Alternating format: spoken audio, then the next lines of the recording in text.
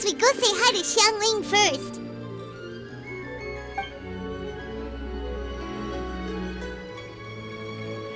Huh? Xiangling? What a pleasant surprise meeting you here! Oh? Why, the pleasure is all mine, as is the surprise, surely. It must be fate that brings us together in this place. How have you fared as of late? I sense you are older and wiser than the last time we met. It seems your travels continue to yield valuable insights. You are too kind. So, Zhongli, are you here to listen to stories over tea again? I had originally planned to set out after this last round of tea. However, I had planned to take a walk to Qingce village and gather some nascent bamboo shoots, which are currently in season. A villager there once gave me a small sample, and they possessed a most excellent flavor. Huh? Nascent bamboo shoots? Why can't you just use normal bamboo shoots instead? Wait, Paimon knows! Because Zhongli prefers the finer things in life, right? Okay, Mr. Particular, let me guess. Ahem. The nascent bamboo shoot has a uniquely tender texture and a delicate sweet taste that its normal cousin cannot match. An astute observation, Paimon. You know me well indeed. Lantern Rite is almost upon us, but besides the bamboo shoots, there are a few other items I have not yet procured from Director Hu's list. May I ask if you have already made arrangements for the days ahead? Well, we were planning to use the opportunity to say hi to some of our friends, but before we were able to figure out a schedule, we ran into you. Well then, might I invite you to imagine the sheer delight that is a soup cooked with the freshest nascent bamboo shoots in all the land. Generous cuts of pork belly and crisp, fragrant bamboo shoots placed together in the pot and left to simmer slowly for half a day. You're doing this on purpose, aren't you? Paimon's onto your plan. You just want to hoodwink us into fetching your bamboo for you. Why, I assure you, I would do no such thing. I merely wish to inform you of the freshest, most succulent and flavorful bamboo shoots one could ever hope to taste. You! Ugh. Let's go, Traveler. Paimon's taste buds can't take it anymore. Collecting a few bamboo shoots shouldn't take too long. Paimon has got to get her hands on some of that soup. Such fine specimens are indeed well worth the excursion. Very well. I shall leave the bamboo shoots to you. Should you have the good fortune to find some, please share them with me as well. See? Paimon knew he was just bamboozling us. However, there is no need to rush. The streets of Liyue will be bustling with visitors and filled with all manner of celebrations during the festive period. By all means, go wherever your interests lead you. The nascent bamboo shoots would be but a wonderful final touch to a most exceptional feast. What an honor it would be to savor them in the company of friends. We're heading out. Enjoy your walk, Zhongli. Take care now, you two.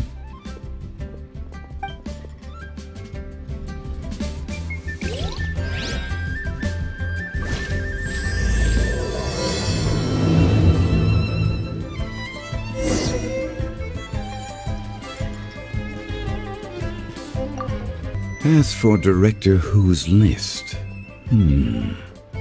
I shall attend to it after one last round of tea.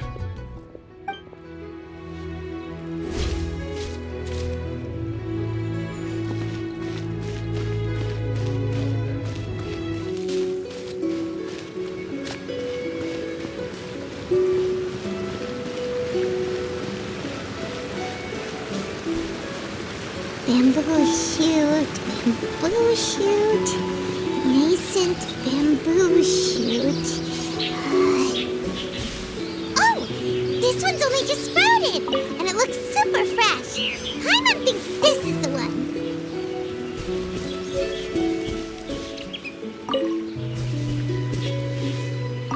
These should be enough. Let's head back. Help! Help! Did you hear that? Someone's calling for help. It's coming from over there.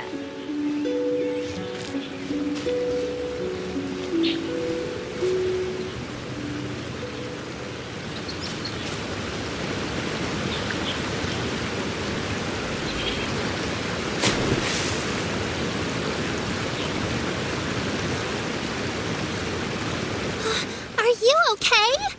Did any water go down the wrong pipe?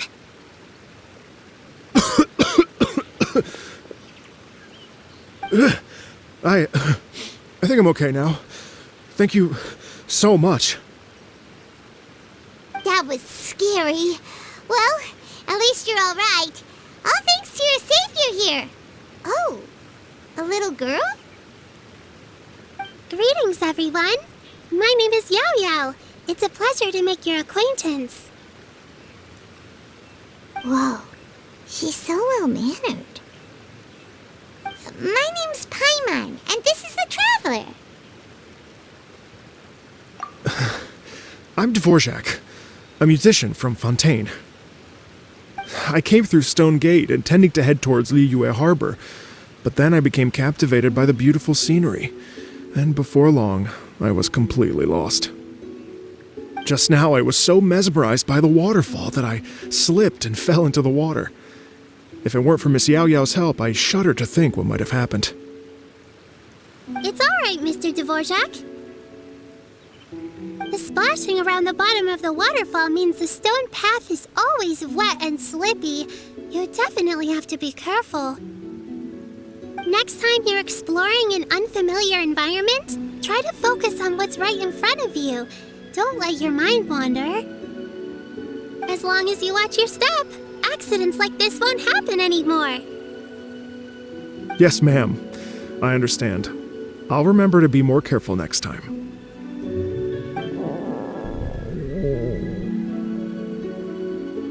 Oh, are you hungry, sir? Oh, I'll be fine. Please, sir, it's quite all right. I was born and raised here in Liyue. It's only natural for me to extend my hospitality to any guests who are passing through. I expect you still have quite a long journey ahead of you. It's very important to keep your energy levels up. I still have some lotus flower crisps left in my backpack. Why don't we split them between the four of us? Aw, what a thoughtful kid! She even has some for Paimon! You're welcome. Mmm, so tasty. If only there were more. Having a healthy appetite is a good thing. It means Paimon's still growing. If I'd known I was going to run into you, I would have made a second batch. Hope you're taking notes, Traveler. This is how you treat your Paimon. What do you think, sir? Are Liyue's snacks to your taste? I wonder if they're not sweet enough. No, they're perfect. When I was traveling through Mondstadt, I had a chance to try one of their moon pies. It had a meat filling, unlike these crisps. But apart from that, it seems like they follow a similar cooking process. Both are delicious in their own way. As for Fontaine's cooking, though, it's been a long time since I've had a taste of home. Sounds like you spend a lot of time on the road, huh? I do. It's part of my job. I'm one of the main organizers of the Iridescence Tour. Iridescence Tour? The Iridescence Tour is one of the biggest music festivals in Fontaine. We're looking to expand, though. Our aim is to hold a festival in every nation. At least, all the main organizers share this goal. Unfortunately, It's a long story, so I'll spare you the details. But anyway, so the main reason I'm traveling all around Tavad is to promote our music festivals. But I have some personal reasons, too. Well, what are they? Just tell us already. Let me see. Well, to explain it in full, I'd have to start with a story from my ancestors. I don't want to take up too much of your time. Oh, I love listening to stories. We want to hear it too. Okay, then I'll start from the beginning. The story goes that my ancestor, who was also a traveler, once slipped and fell into a lake during his travels. As he was sinking and gasping for breath, he heard a wondrous tune in the air. They say it was the most beautiful, moving melody he had ever heard. Even in that life and death moment, the ethereal music seized his full attention and almost made him forget the fact that he was drowning. When he finally came to, he found that he had already been brought ashore. Not too far from him stood an unfamiliar woman with an almost divine aura. Once she saw that he was no longer in danger, she left without a word. My ancestor tried to run after her to give his thanks, but although a mere dozen paces separated them, no matter how quickly he gave chase, he drew no closer and remained a dozen paces behind. In the end, all he could do was to bow in thanks to the woman as he watched her walk away towards the rivers and mountains in the distance, before at last he turned around and made his way home. Once he returned to Fontaine, he began to learn an instrument so that he could spread his story far and wide, just like the bards. After generations of retelling, embellishing, and dramatizing, people have come to think of that lady as something like a fairy. The story's become something of a local legend in Fontaine. It's called the Lady Overlooking the Lake. People now say that if you go down to the lakeside and play an instrument, so long as you play a pleasing melody, you will hear a fairy lady who is hiding out of sight, playing along with you. Wow! Exactly. It may just be a legend to others, but for me, it's a real part of my family history. I wanted to find out the truth of this tale, so I decided to retrace my ancestors' steps and search for that lady's modern-day descendants. Of course, there's no way of knowing where my ancestor fell into the lake all those years ago, so I always knew that the search would be akin to looking for a needle in a haystack. I've spent many years on the road now, and I'm nowhere near as fit as I was in my youth. The wish that I've spent half my life chasing after has now become something of an obsession. Well, I haven't lived half of my life yet, but still, I understand how you must feel. Paimon too! It's like... imagine if you saved the center of a lotus flower crisp, which is the best part, by the way, because you wanted to eat it another day, but then suddenly, sploosh! It falls into the water, never to be seen again! Paimon would definitely remember that for the rest of her life. There's no need to feel sorry for me. I've made some progress over the years. For example, I've concluded that the story must have taken place in Liyue.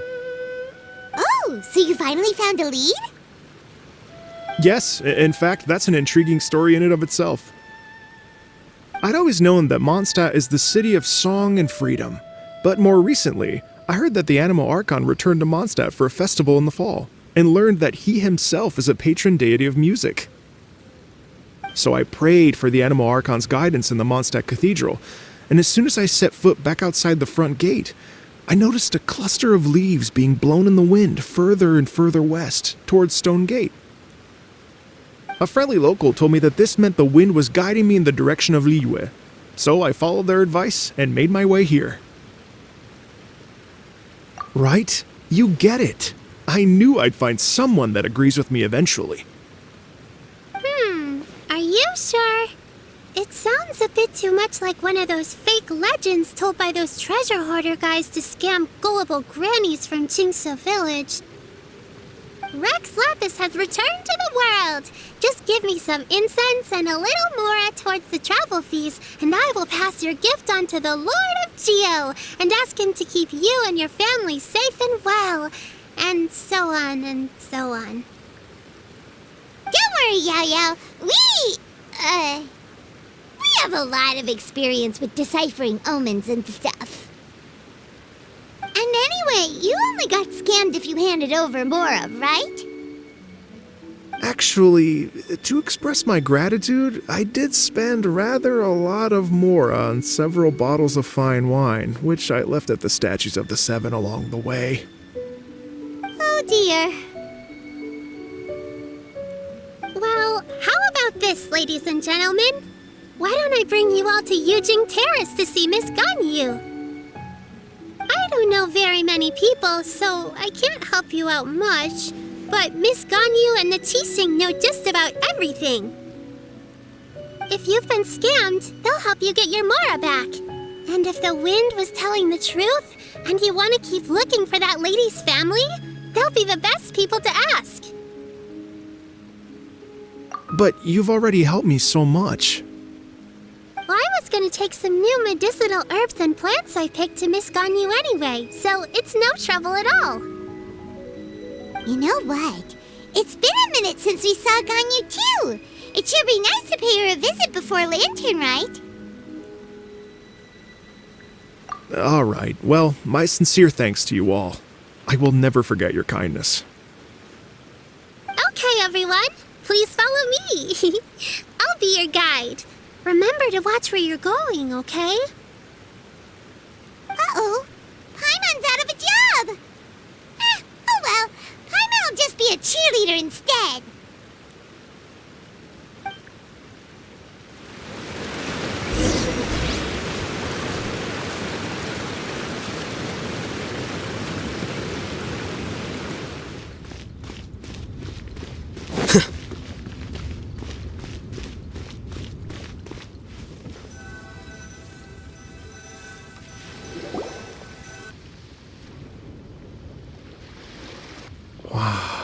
Liyue Harbor looks very different from when I came last.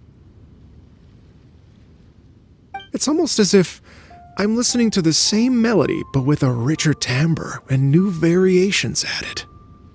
Well, we are here during Lantern Rite after all. It only comes once a year, so they always have a big celebration. It's fair to say that this time of year is when Liyue Harbor looks the prettiest. Great! Let's go and check it out. I can't wait to get into the city and see it all up close for myself.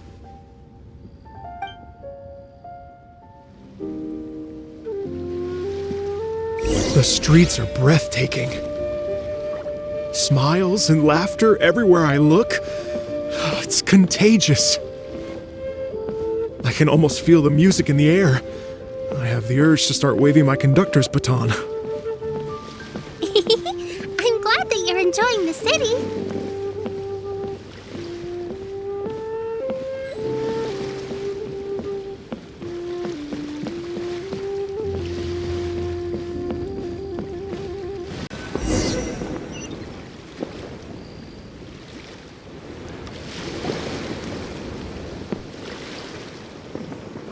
Hey everyone! Fancy meeting you all here. What a nice surprise. Hello, Shenyan. Let me introduce some new friends. They are... Traveler, Paimon, and Mr. Dvorak, right? I've known them all for quite a while. When I was last here to advertise a Liyue stop for the Iridescence Tour, Shenyan was one of the few people willing to give me the time of day.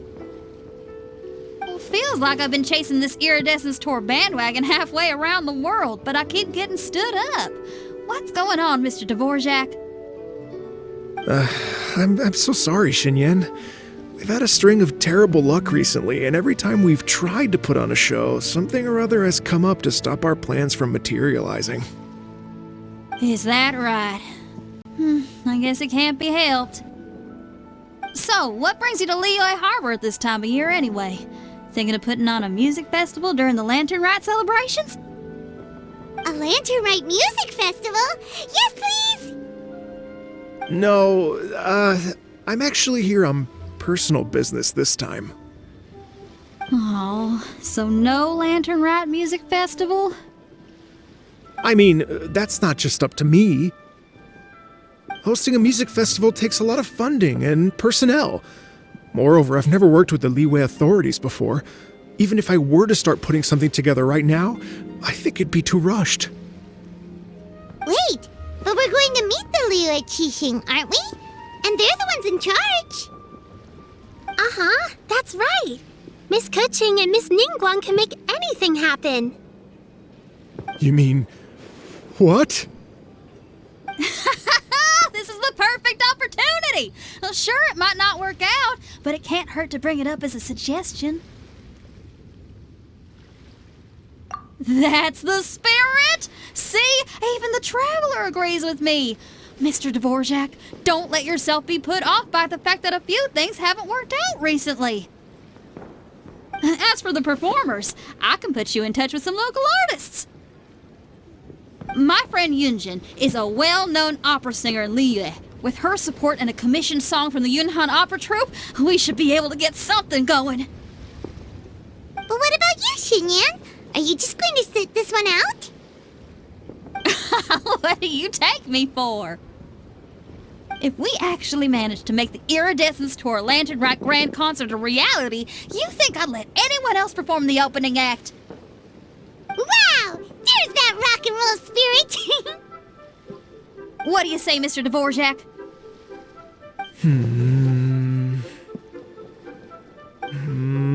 Okay. I'll give it a shot. But the opening act is not something to be chosen lightly, Xinyan. I will judge your work by the strictest of standards, so please make sure you are fully prepared. Are you kidding? I thought you'd never ask. Whew, guess my shopping time's getting cut short. I'm gonna head back right away and start working on this. YaoYao, if you run into your senior on the way to the Qiqi, please send her my regards. Okay, I promise I will. Good luck with your music, Xinyan. You've got this, Xinyan! So about the senior of yours Xinyan mentioned just now, is that anyone we know? Yes, it's Xiangling. She's mentioned you two before. Xiangling's always thinking about cooking. Whenever she gets scrapes or burns, she just leaves them to heal by themselves. She definitely needs someone around her to look after her. I know you must have looked out for her a lot too in the time you've known her, so thank you for that.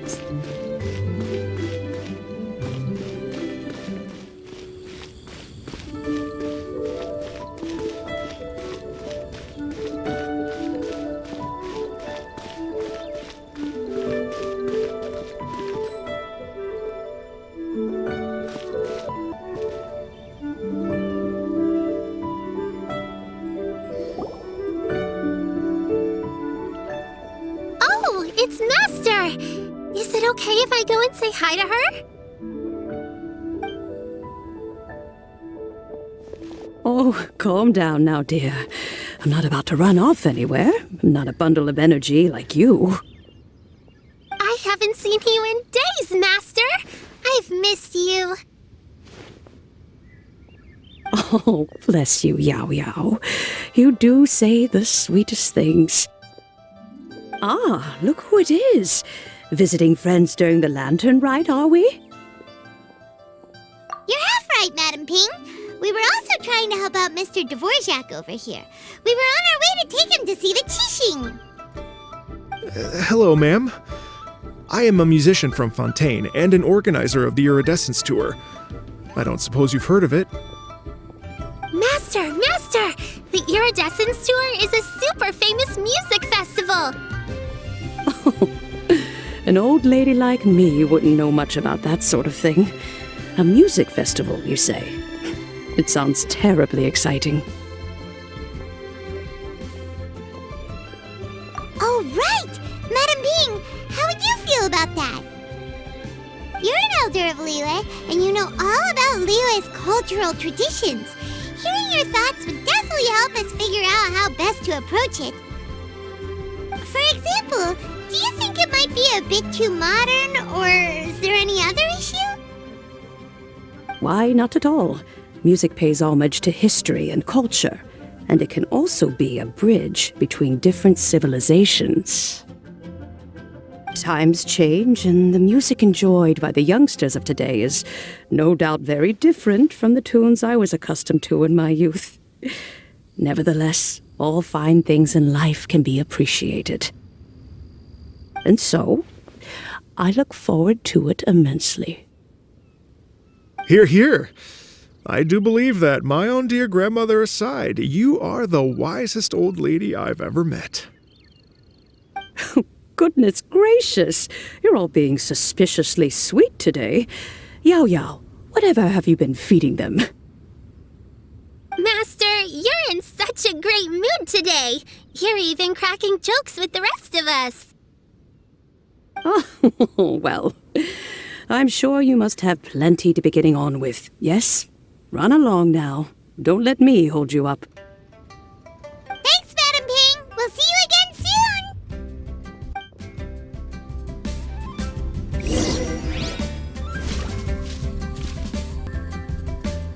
You mustn't be afraid to try new things. If you never try, you'll never know. With your contribution, I'm sure this year's Lantern Rite will be a most spectacular one.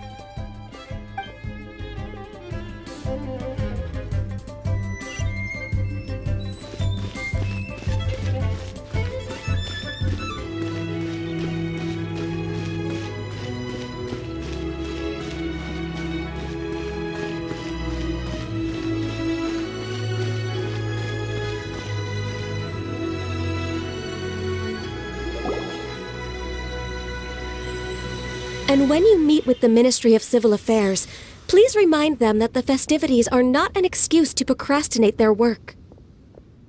Understood, Miss Ganyu. I'll take my leave now. Ganyu! What brings you here, YaoYao? I've brought all the medicine you asked me to pick for you.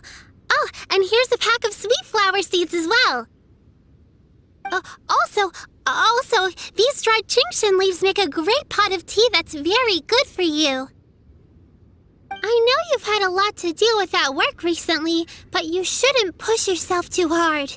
If you're not careful, you'll end up falling asleep in the grass again. Well, this is weird.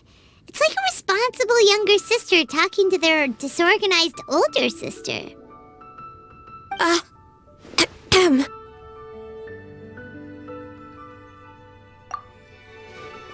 Thank you, but Paimon's criticism is quite valid. I do have a tendency to neglect matters outside of work, and that's something I should improve on. Oh, my apologies. I don't believe we've been introduced. Ah, Paimon will do the honors.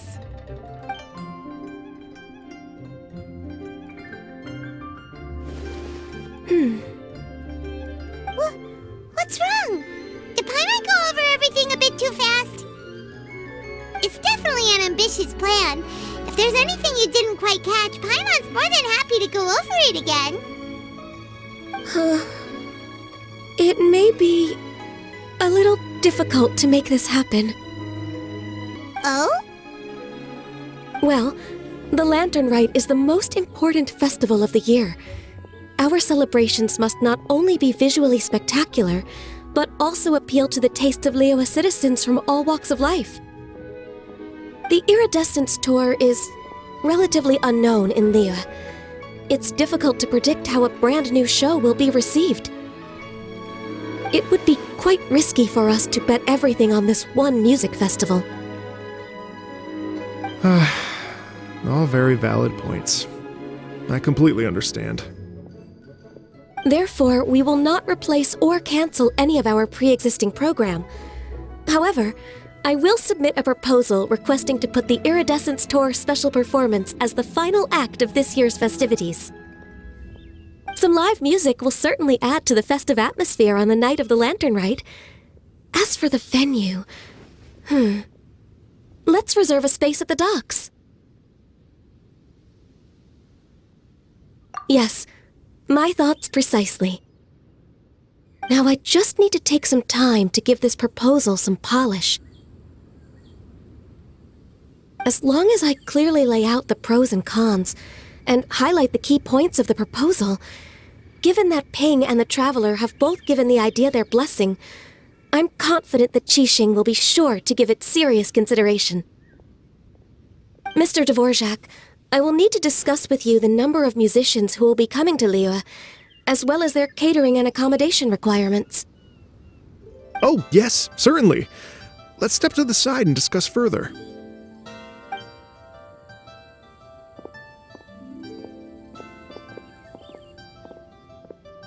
As soon as there's work to do, Ganyu's as diligent as ever. I couldn't agree more. Master once said that everyone has things that they are good at and things that they are less good at. So, with that in mind, Ganyu shouldn't feel compelled to become perfect at absolutely everything. I'm good at taking care of people, so that can be left to me. Wow. Hey, YaoYao, can you take care of Paimon too? Paimon's getting hungry again. I'm afraid my backpack's empty now, but if you let me know what you like, I can bring you some of your favorite dishes next time we meet. Apart from lotus flower crisps, what else do you like? Anything sweet, and anything that's made from slimes.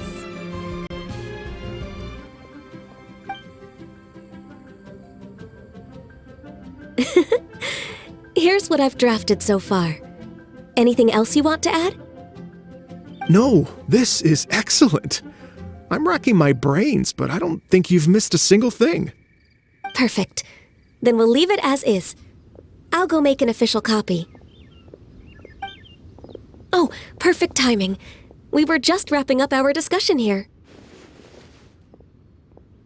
Not at all. Every second counts for a complex proposal such as this. I will inform the Qixing of this development immediately. Please give me a moment to pass on the message. YaoYao, thank you for bringing my herbs. I will make sure to take them. Remember to make tea from them first, Ganyu. You mustn't just chew them raw. I will. Okay, I should be getting back. If YaoYao stays out for too long, Mom and Dad will be worried sick. Everyone, I'm sure that the music festival will go off without a hitch, so don't worry. And in case I don't see you before, I wish you all a very happy Lantern Rite. Thank you, YaoYao. Happy Lantern Rite to you, too. We should go get dinner together sometime!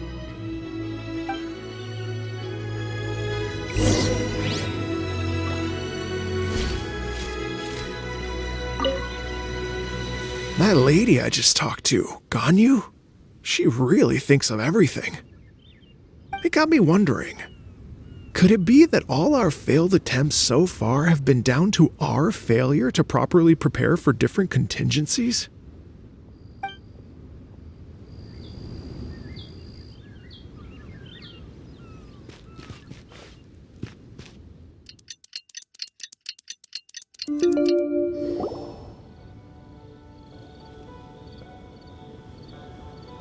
Greetings, Traveler, Paimon, and Mr. Dvorak.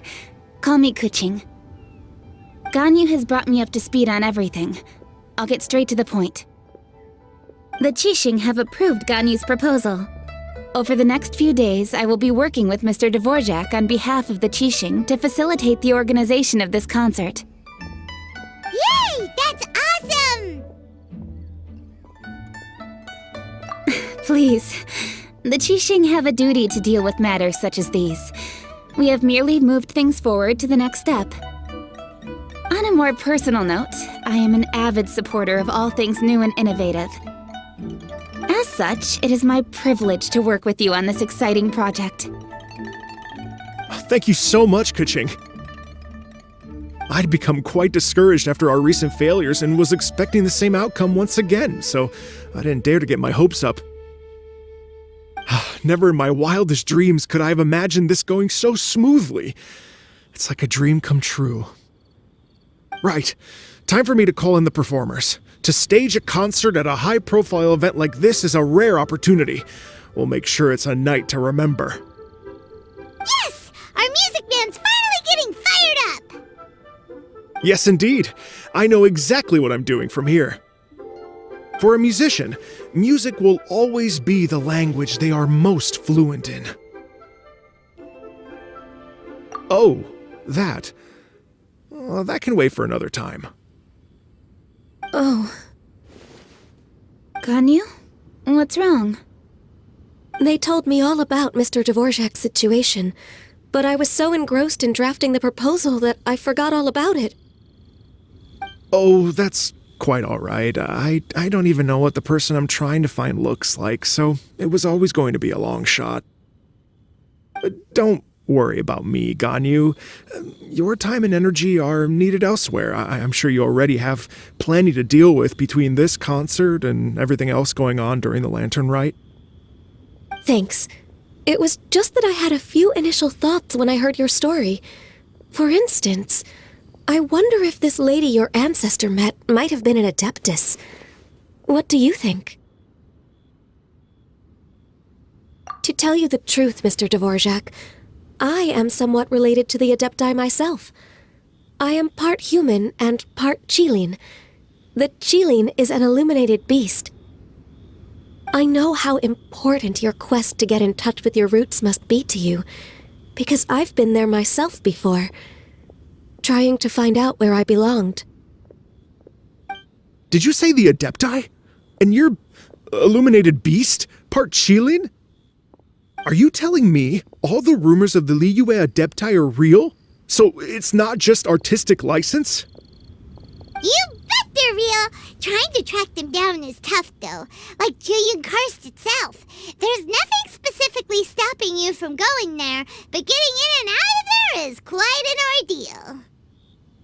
Yes. Anyway, if you're looking to uncover a lost melody or shine light on a forgotten aspect of Liyue's cultural history, I'm probably not the best person to ask. But if it's a person you're looking for, then I just might be able to help. I see. I think I understand the situation now. In that case, Ganyu, shall we divide the work between us? Yes, that was also my thought. Great. So Mr. Dvorak and I will concentrate on things here in the city to make sure the concert goes according to plan. In the meantime, Ganyu will reach out to our network and try to find the person he's looking for. How's your workload at the moment? Will you be able to make time? I can probably get through everything in 2 days, as long as I don't sleep. Wait, what do you mean as long as I don't sleep? Even for someone with illuminated beast blood in their veins, working for such an extended period without a break will take its toll on your health. Somehow that does not sound persuasive coming from Keqing. Be it but 3 moons from the start, he who returns is not he that departs. Even I know the importance of maintaining a healthy work-life balance. In that case, 3 days. All right, I can work with that. If you have the time, would you join me for this search? You're well known to many of the Adepti and respected among the people. I'll feel much more at ease with your company. Okay, then let's meet back here in 3 days. Watch this space, Mr. Dvorak. We'll get to the bottom of this. You're all so helpful and kind. I just... Just think, imagine if we found the Adeptus lady, or one of her descendants, and got them to come to the performance. Wouldn't that be amazing? It'd be such a happy reunion, and that's exactly what this festival's all about. You're right. Okay, I'm gonna pull out all the stops to make this Lantern Rite a true extravaganza. We should probably get going. Mr. Dvorak, could you come with me to confirm the site? Ooh, we're coming too! I was wondering, what are your thoughts on music? What does it mean to you? Music sounds nice? Truth be told, the question of what music means to people is one that I've been pondering for quite some time. Let's revisit this question after the concert. Please be mindful of your personal safety. Lantern Rite means that a new year is upon us.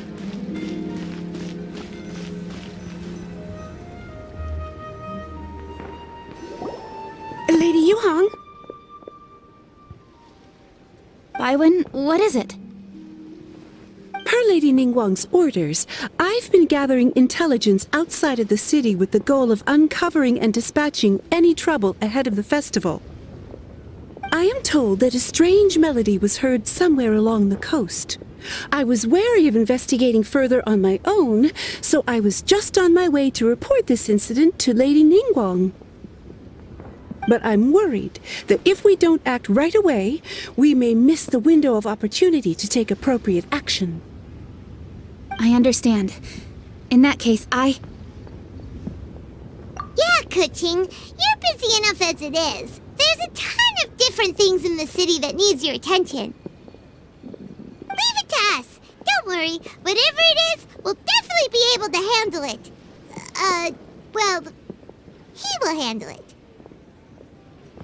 With the Traveler on the case, it's as good as dealt with. Thank you. This will be a great help. I will inform Lady Ningguang about the situation. Once it's resolved, please come and find me again at Yujing Terrace and let me know. Will do. And say hi to Ningguang for us. you have my thanks too. Stay safe and come back as soon as you're finished. Good luck.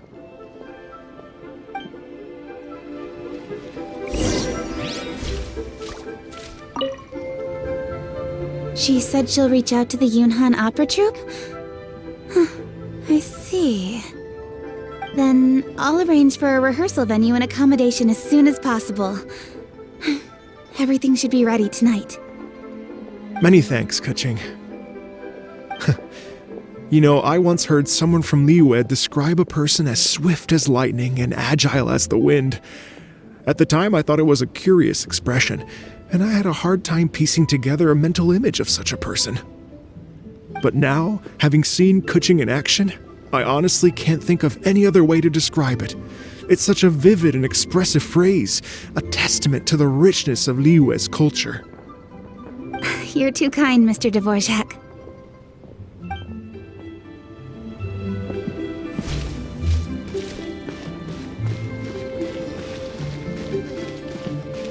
In here was the worst idea ever.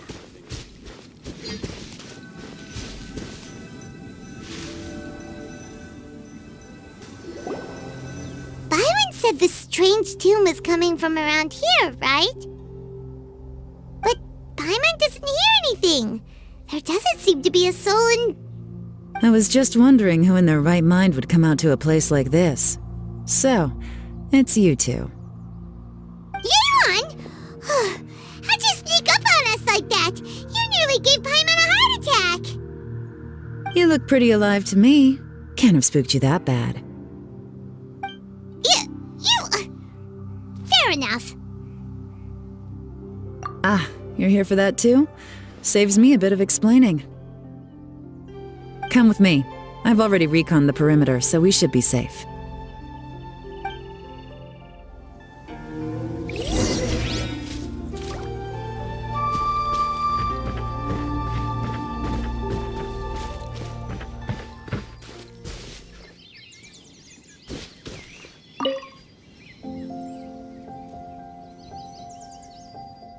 The doors and the windows are all fine, so there definitely wasn't a break-in.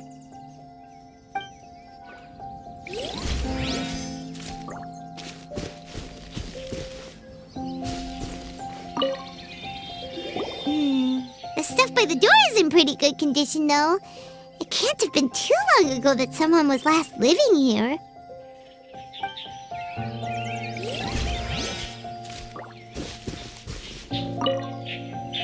This place is completely empty. There's nothing valuable left here at all.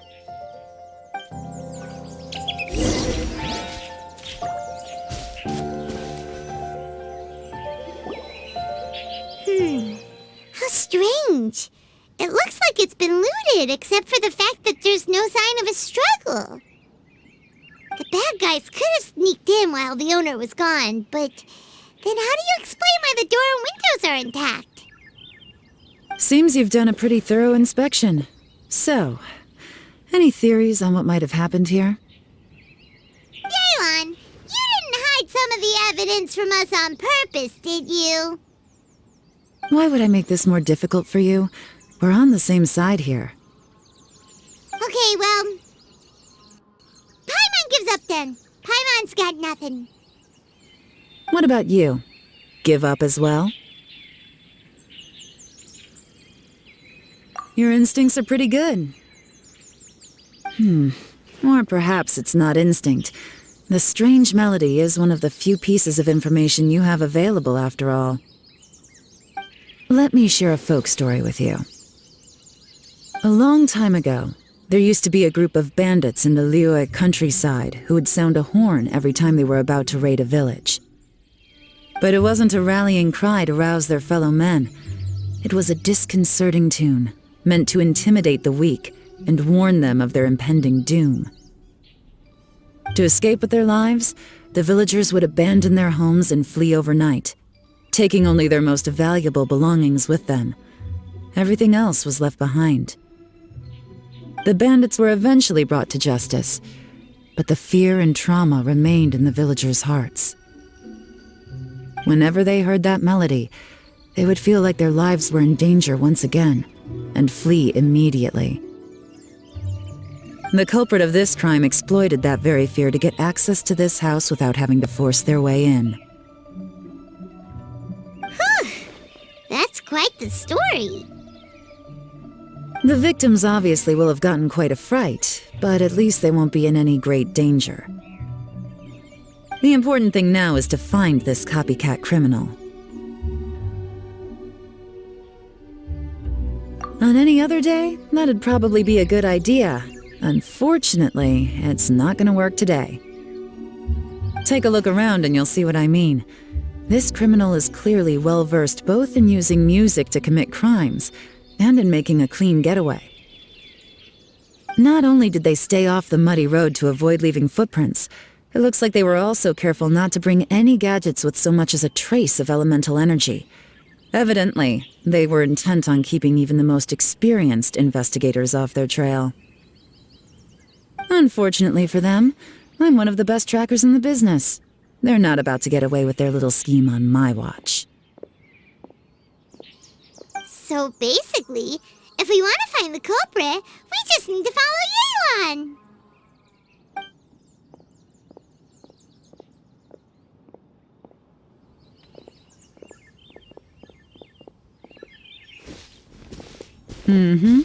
As long as you can keep up.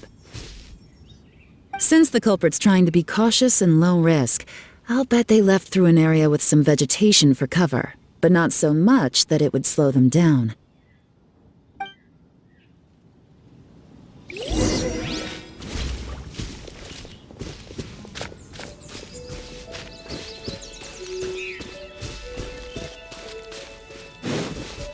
Here, look at this.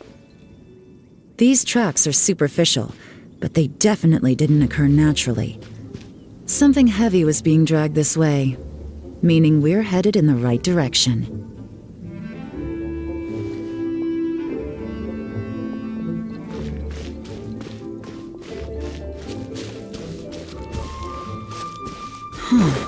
Their pace has increased. Normally, people carrying a heavy load slow down as their journey goes on and they start to tire. Whatever's motivating them to speed up must be psychological. For instance, reaching the home stretch.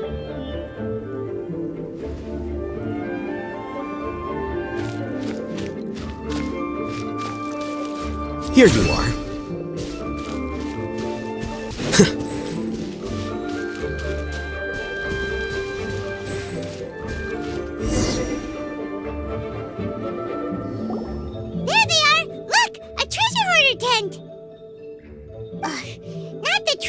riders again, and so close to Lantern Rite, too. 'Tis not the season for their antics. Come on, let's round them up.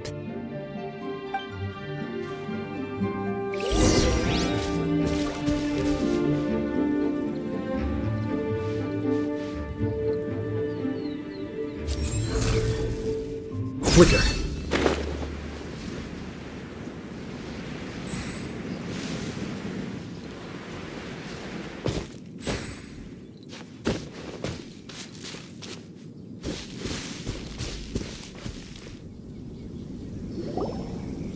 Hey! Who are you? Where did you come from? The evidence is conclusive. Okay, confess and we'll go easy on you. My patience is running low, so why don't you do us both a favor, You kidding me? You think I'm scared of you? Perhaps not, but you should be.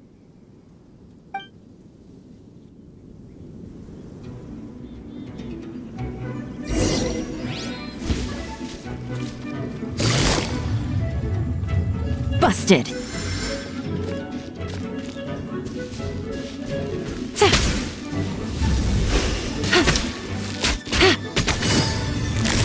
You're open! Curses. Seems like you're not all talk after all. There's no going back now. Better up my game.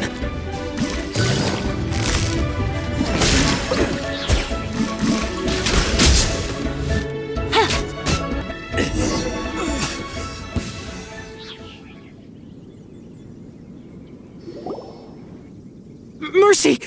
Have mercy! Oh, it's a little late for that. I've come this far, I might as well finish the job. I surrender! I surrender, please! I'll do whatever you say! Please have mercy! Tell us everything. You have one chance, and I'm warning you. Don't make me ask twice. I won't, I swear! So, Lantern Rite's nearly here, and like a lot of people, I wanted to buy a few nice things. I know I'm with the treasure hoarders and everything, but I don't really have any kind of experience with robbing people and whatnot. So I don't have the guts to break into somebody's house. Wow, you're really going to complain to us about that? No, not at all. I'm just telling it how it is. Okay, continue. I racked my brains trying to think of what I could do, and eventually, I remembered something from back when I was a kid. The bandits would blow their horn, and my grandma would grab us kids and run. I remember the tune, so I figured I'd try it for myself. I mean, just to see what would happen. At first, anyway, I seriously didn't expect that family to pack up and leave. But they did, and they just left all their stuff right there for the taking.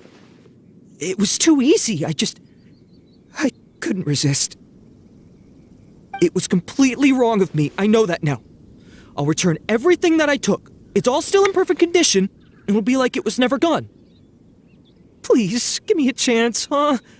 Let me make it right. Give you a chance, huh? Sounds to me like you'd rather strike some kind of a deal than spend Lantern Rite behind bars. Yes? Yes? You know how to bargain, I'll give you that. It's just a pity that you didn't confess at the first opportunity. You'll have to take a walk with me. Once we've returned the goods, we'll find the owner of the house, and you can apologize to them in person.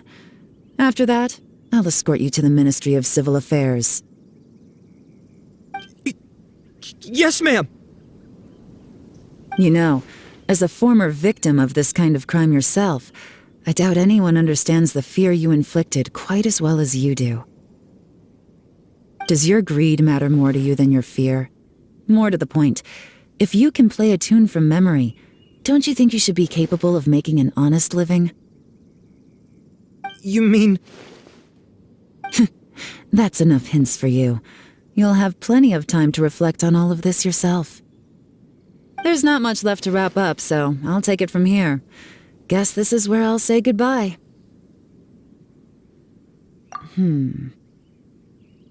What is it?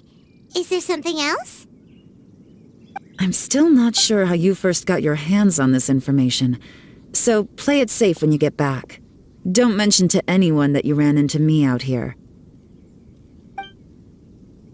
You helped a lot with the investigation and arrest anyway, so it's perfectly fair for you to get all the credit. Just take it. It works better for me, too. See you when I see you, and happy Lantern Rite. Yelan's such a pro at this. With her taking it from here, it's as good as resolved. Whoosh! Random event, a strange melody, complete! Although, it's kind of a shame that we never got that treasure hoarder guy to play the melody again. 'Cause Paimon's curious, that's why! It's like when you have a tune stuck in your head, but you don't even know what it is! It's driving Paimon crazy! When we were chatting with Mr. Dvorak, music seemed like such a positive thing. And most music is, right? It can help us relax, feel all warm and fuzzy, recall happy memories, or even just think happy thoughts. Paimon never imagined that music could be used to commit crimes. Oh, really? Huh. Makes sense. Paimon's musical understanding improves again! Well, anyway, now that everything's resolved, let's get back to Liyue Harbor. Byron's still waiting for us with our random event rewards.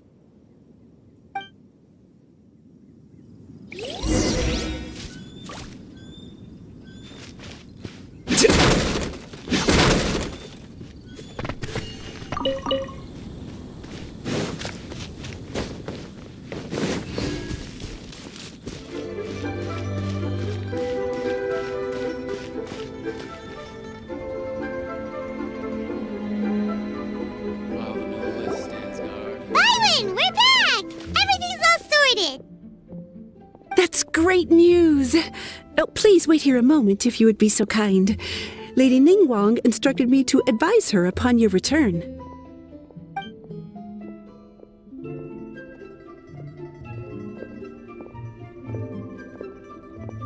My greetings to both of you. Long time no see. No need to be so formal with us, Ningguang. We've known each other for a long time now. You must be super busy with all the preparations for Lantern Rite. Don't mind us. On the contrary, I think it is those that I have known longest to whom I should extend the greatest courtesies. Alas, on a different day, I would invite both of you inside for some tea and a brief respite from your travels. But you're quite right. Trivial matters aside, there's no escaping the fact that we have a grand concert to organize. Once the performance itself is over, we'll then need to invite the representatives of the Iridescence Tour for a discussion on future collaboration opportunities. The financing arrangements alone could well entail many rounds of discussion. Simply put, there will always be work to do. Whoa, you're already thinking that far ahead? Well, we can discuss more current affairs if you'd prefer. I trust you saw this year's Mingxiao lantern at the docks when you arrived at the city? Yeah, it looked like a goose. Which Adeptus is it modeled on this time? Sea Gazer. I believe you're familiar with the name. Legend holds that he was free-spirited and easygoing. People described him as a cheerful soul and a loyal friend. On this marvelous lantern rite, we pray that the fallen heroes may be guided home. If the sound of music can flow like the rivers and streams into every corner of the land, perhaps the souls of those who have gone before us will hear the song of a new era. I wonder whether the melodies will be to their liking. Oh, they're gonna love them. Paimon's sure of it. At least, if the guy you legend is anything to go by, the Adepti and Heroes of the Past sound like a positive and free-spirited, cheerful bunch. They're sure to be open to new music. Well, let's hope so. I heard that you'll be going on a search with Ganyu to find the descendants of a fairy lady from a Fontaine legend. I'm sure this quest to uncover the truth behind an ancient story will turn into a most charming tale. Do share it with me, won't you? I couldn't bear to miss out.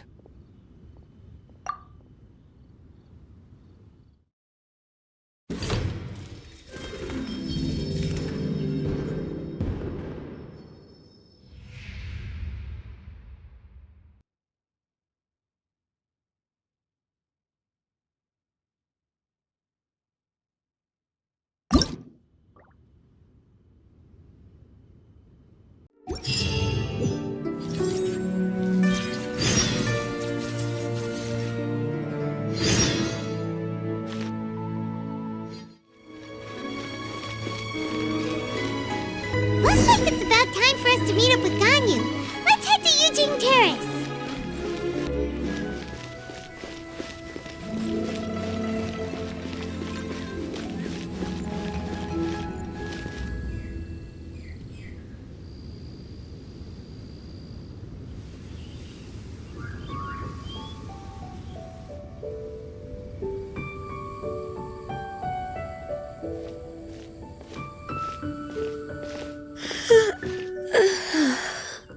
Greetings, Traveler and Paimon. What time is it? Are you okay, Ganyu? You were nodding off there. Didn't you sleep well last night? I'm fine. Don't worry about me. Let's discuss the matter at hand. Since last time, I've been thinking a lot about the story Paimon told me. In essence, someone rescued a drowning man and performed some music. If that were all there was to it, it could have been many people, human or Adeptus. But the tune was allegedly so wonderful that the drowning man forgot about everything else, even his own impending death, and only came to his senses after being brought to shore. Perhaps there was an adeptal power at work in that music that he, as a mortal, could not perceive. Or perhaps he sensed a power surrounding him but lacked the words to describe it, not knowing where it came from. Either way, if this part of the story is true, then the rescuer has to have been an Adeptus. You really think so? But this story is all the way from Fontaine. Isn't this a bit of a long shot? Also, Paimon's really curious about how people from Fontaine think this fairy lady looked. Ooh, like a crystal fly's wings? That would be pretty cool. But Paimon definitely can't imagine any of the Adepti looking like that. Actually, Ganyu, if you had to save a drowning person, how would you go about it? Huh? Me? Well, I'd get them to the shore, and then I'd probably hide behind a tree and watch them for a while. Once I was sure that they were going to be okay, I'd slip away without a sound. Got it.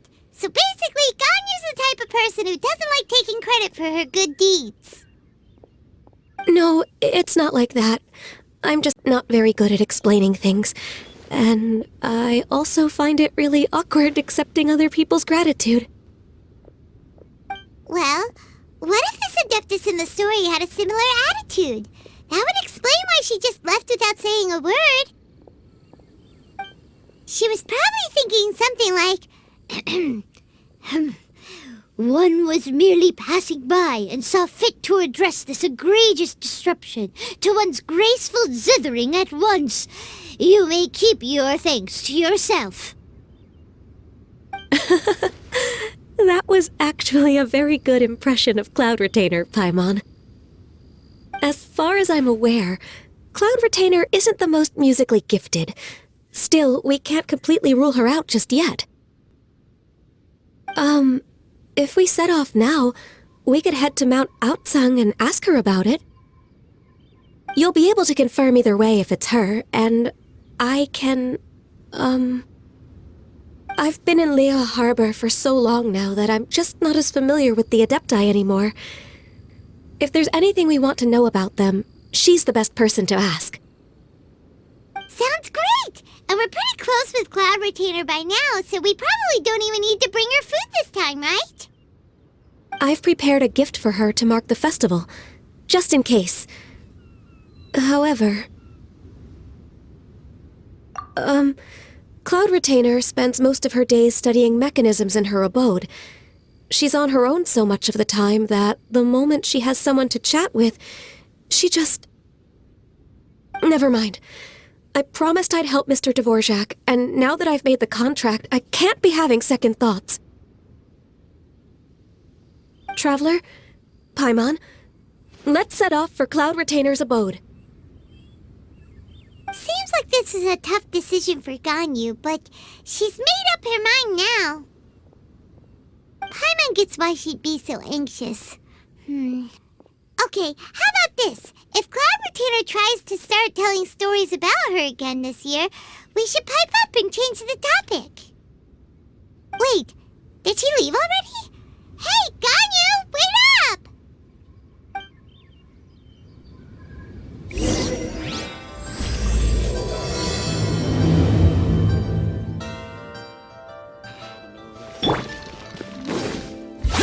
Boring!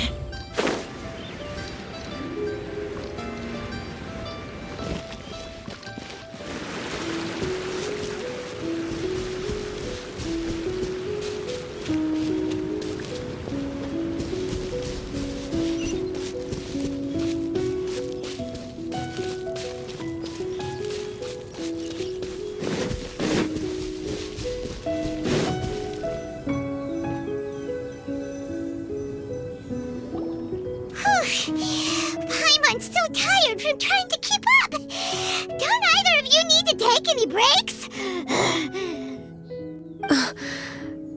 I can't believe it. Cloud Retainer is not here. Huh? Did we miss her? She doesn't like to travel, so in the past, it's always been the other Adepti who come to visit her during the festivals. True.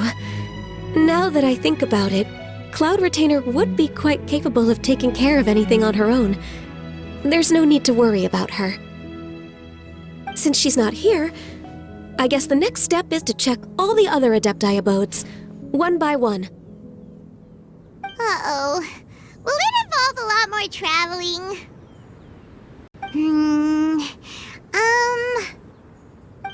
Got it! Paimon has a great idea! Please go on, Paimon. Our goal here is to find the Adeptus that helped Dvorak's ancestor, right? We can't hear any music right now, but if she's really as nice as the story suggests, she'd definitely come to help anyone who was drowning, right? Yes, I think that's fair to say. So, all we have to do is get the Traveler to pretend to fall into the water, and the Adeptus will come to the rescue! You know perfectly well that Paimon can't swim! Paimon would sink like a rock! Just trust Paimon! The water's pretty deep over there! Quick, swim to the very center!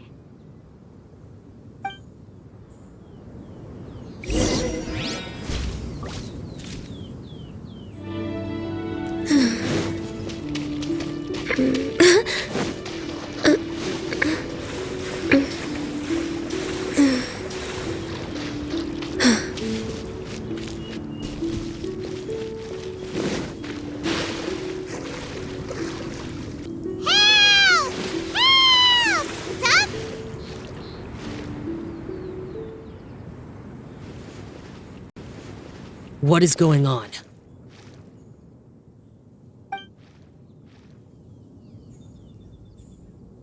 How do you feel right now? Shenhe! And the Conqueror of Demons! Why don't you say something? Please don't make Paimon explain it. Okay, fine. Paimon will explain. We're looking for an Adeptus who's good at being a lifeguard and playing music. But if the Adepti aren't gonna stay home, then how are we supposed to find them? It wasn't me. Yeah, so this Adeptus is most likely a woman. And I am not an Adeptus, as you both already know, Traveler and Paimon. Okay, so this is Paimon's fault. No way Paimon would have suggested this idea if she'd known how awkward this was gonna be. Glad you're okay. As far as I know, the one you seek is no Yaksha. And one last thing. Your actions here caused others a great deal of worry. Do not repeat them again in the future. As ever, the conqueror of demons comes and goes, just like the wind. Right. I didn't dare to say a word just now. How's your training going, Shenhe? Have you made any plans for Lantern Rite? We could spend it together in Liyue Harbor if you'd like. I had planned to spend the festival with Master this year. However... Oh, speaking of Cloud Retainer, when did you see her last? Earlier this morning, she set off for Mount Hulao at dawn. I noticed she was using an Adeptus art of some kind to protect a mechanism that looked like a boiler. Maybe it was a gift for Mountain Shaper. I did not inquire. So we just missed her. Please excuse me for a moment. I think I'll leave the gift in her abode. Sure. Thank you.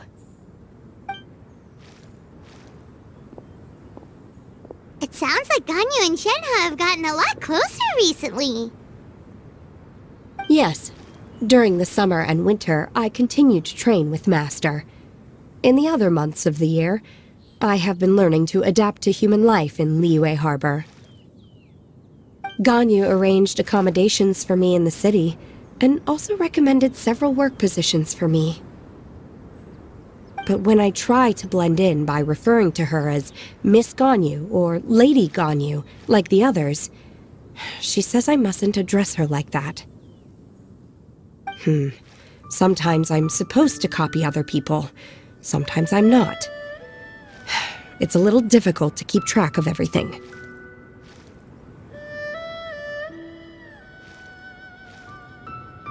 Oh, is that what it is? Noted. So, you came looking for Master today because you wanted to ask her about the Mystery Adeptus. Is that right? Yep.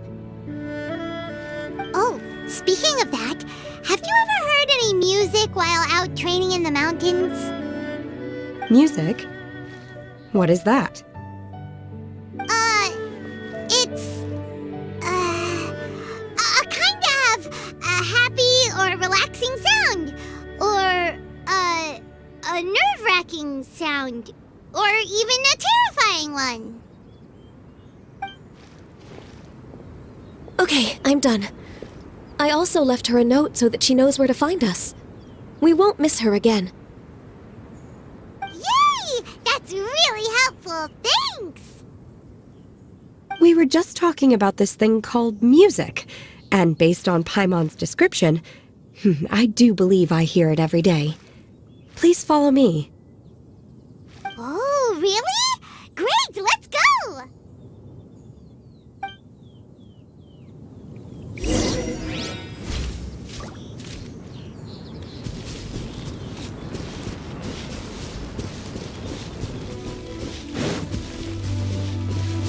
Next on the agenda...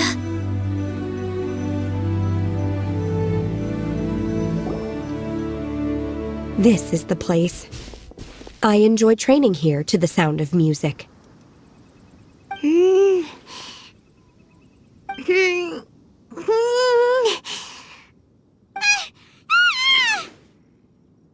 no! Paimon's gone deaf! Paimon can't hear anything! Oh, whew! Paimon hasn't gone deaf after all! Paimon heard you when you just spoke. Anyway, where is this music? The faint sound of birdsong, the quiet murmur of the streams. These are relaxing sounds. Are they not the music of which you speak? Oh, Paimon wasn't quite done with the description. Okay, fine, it's all Paimon's fault. What we're looking for are not the sounds of nature, but melodies played on special instruments. And a melody is? Huh? Hey, why don't you just sing that one melody Shen has heard before? It'll probably help her to understand what we're talking about. La la la la la la la la la la la la la la.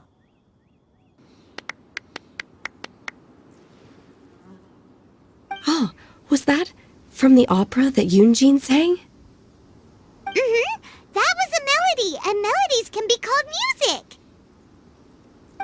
It felt like I was transported back to the past. In my mind's eye, I could see the Xiao lanterns lighting up the night sky again. We're all there, raising our glasses and drinking to our heart's content on the Jade Chamber. As I watched Yunjin's performance, I felt a warm sensation in my heart. And as the drink reached my stomach, it went from warm to hot. When you hummed that melody just now, feelings from a whole year ago came right back to me, as strong as they were on that day. So that's the power of music. Wow, Shenhe. That was so deep! Music definitely has the power to bring up memories. It's like a time capsule with all the special moments from our lives squished inside. What about you, Ganyu? Are there any melodies that have left a deep impression on you? I don't remember if my parents ever sang any lullabies to me. I know some local folk songs, and a few other things come to mind too. The songs of the sailors down at the docks, the little ditties that the vendors call out in front of their beloved shops, the tunes of folk artists performing on the streets. Yes, that's right. In the past, whenever I heard the sound of those tunes, I always felt that they were worlds apart from me. Nanny and Liyue probably view me as a non-human, and they are right, in the sense that I never could connect with humans' artistic expression and their sentiments. So I haven't been able to integrate into their community and be a part of their lives. At least, that's the view I held in the past. Only more recently did I start to realize that the only barriers are ones that I have erected with my imagination. The way those melodies make me feel isn't all that different from other people after all. They're about mundane details of everyday existence, life's ups and downs, joys and sorrows. Even though we come from different backgrounds and have different stories to tell, when it comes down to the most common things that we see and experience around us each day in the city, in that sense, we're all the same. You go, Ganyu! You're really making progress. You have loads of friends in Liyue Harbor when you think about it. Like, okay, maybe some are more like coworkers and bosses, but at the very least, Keqing and Shenhe are your friends now, right? Yes, I am. Technically speaking, we should refer to each other by the conventional forms of address used among fellow disciples. But now that I know what constitutes a friendship, I do believe we are more friends than co-disciples. Thank you, everyone. Once the days are warmer, I would like to host you at my home in the city. please invite Keqing as well. I've planted many types of flowers. I'm sure some of them will be to your taste. You are too kind. I couldn't possibly. Nonsense. You are my friend. I have cultivated and cared for the flowers just as you taught me. Once you've seen them for yourself, I am sure you can advise me how to do an even better job next time. I will save some for decoration. We can feast on the rest. Then, thank you in advance. Wait, what is that saying again? If you insist? Do people say that? I'm not completely sure either. It doesn't matter, okay? You got the point across. No need to split hairs. Paimon's more concerned about your idea of a girls' night out. Eating flowers? Really? Does this have anything to do with you both being the disciples of that illuminated bird? Who dares refer to one not by one's Adeptus title, but merely as that illuminated bird? Master. Our greetings, Cloud Retainer. Ah! There it is! The illuminated bird has landed! Double humph. Now she has the gall to use it rather than she, even after being chastised once already? Barely a moment has passed since we last met, and yet your impertinence has reached new heights. Very well. If you refuse to learn your lesson, one shall scold you no further. One has received your message from Ganyu. On the matter of the Adeptus you seek, one suspects to know their identity. Well, shall one lead the way? I still have to complete my training for today, so I will bid farewell to everyone here. Very well. Await my arrival at one's abode later this night. On this special occasion, you should indulge yourself with some savory dishes. If you want to release a Xiao lantern, come and find us anytime. Thank you, everyone. Happy Lantern Rite to you too.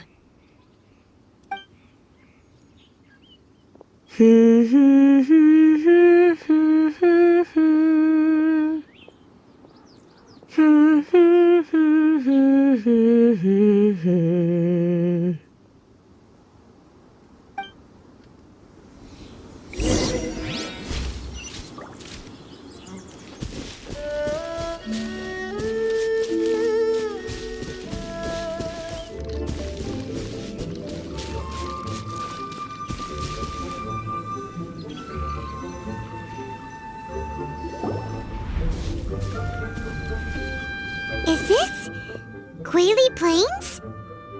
Cloud Retainer, why did you bring us here? Ganyu is of course familiar with the name Guizhong, but have you ever heard of her? Guizhong is another name of Agentis, the god of dust. She was extroverted in nature and adored social gatherings and inventions alike. Long ago, this region was yet a prosperous assembly. Guizhong often invited her friends to visit her home, reserving for us seats around the largest stone table. Sea Gazer would always bring out his latest treasure and place it upon the table. He could be quite the braggart. Though usually a mild-mannered fellow, when it came to those collectibles he was so fond of, he always loved to show them off.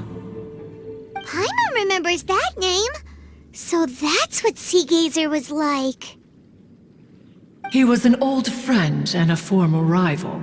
One has many memories of him. Once he had brought out the treasure, it would predictably become the center of attention. Neither Guizhong nor one was content to let him just steal the spotlight. So we would then also present our proudest mechanical creations. As Adepti, we were each gifted in our own ways, and naturally proud of our accomplishments in our respective fields of expertise. As a result, one often quarreled with Sea Gazer. His treasures were not even of his own making. He just used his exploration skills to dig them out of the ground. How, pray tell, could he compare to me, when every single one of one's accomplishments were crafted by one's own hand? Cloud Retainer, you are getting competitive again. One digresses. Regardless, every time an argument occurred, Guizhong would come over to watch us during our mutual lambastics. On some occasions, she would join in, and on others, she'd take one of us by the limb and start uttering the most ridiculous nonsense. What kind of nonsense? No kind of nonsense were we spared. Sometimes she would brazenly opine, why argue between yourselves when neither of you could ever hope to beat me? Other times, she would make unsolicited suggestions, such as, once you two are done arguing, let's go to the foot of the mountain and grill some meat. She always sought to make everyone happy, and one must say, she had quite the gift for it. No matter what nonsense she said, one never felt bothered or offended. It also helped that she never referred to one as that illuminated bird or ladybird. You... come on, get over yourself! Anyway, just as our impassioned arguments would reach the apex of acrimony, Marchosius would bring his delectable dishes to the table. Who would dare snub the stove god and his wondrous creations? At the sight of him, we would all immediately drop the argument and prepare the table for a night of feasting and drinking. Back then, one was always bothered by how the cups Rex Lapis brought were always too square for one's taste. Can you see yourselves ever enjoying a drink from a square cup? Precisely. So, as you can see, even one as great as Rex Lapis was not immune to making the occasional blunder. Even one could never find fault with Marchosius's cooking. As we ate, Guizhong would continue to find topics for conversation, filling the table with humor and laughter. Each of those old fossils had their character flaws and points of obstinacy. So why was it that whenever we dined together, we always had a marvelous time? We would drink together from a spot high in the mountains until the moon set and the sun rose, and only then would the banquet finally come to an end. Streetwood Rambler would often remain to admire the flowers with Guizhong before returning to her own abode. The glaze lilies were far more abundant back then. Entire fields of them would appear to the eye as a veritable sea of flowers. Streetward Rambler? That would be Ping. You probably know her as Madam Ping. Oh, okay. Wait, this is a lovely story and everything, but didn't we come here to find that Adeptus from Mr. Dvorak's story? Or are you saying that it was Guizhong? Didn't she, already, Alas, long has one avoided this place for precisely that reason. The sights here are a reminder of a time long gone, and evoke much sorrow. One should have guessed that you would disrupt one's poignant moment of mourning with your incessant questioning. No matter, one will share the whole story with you now.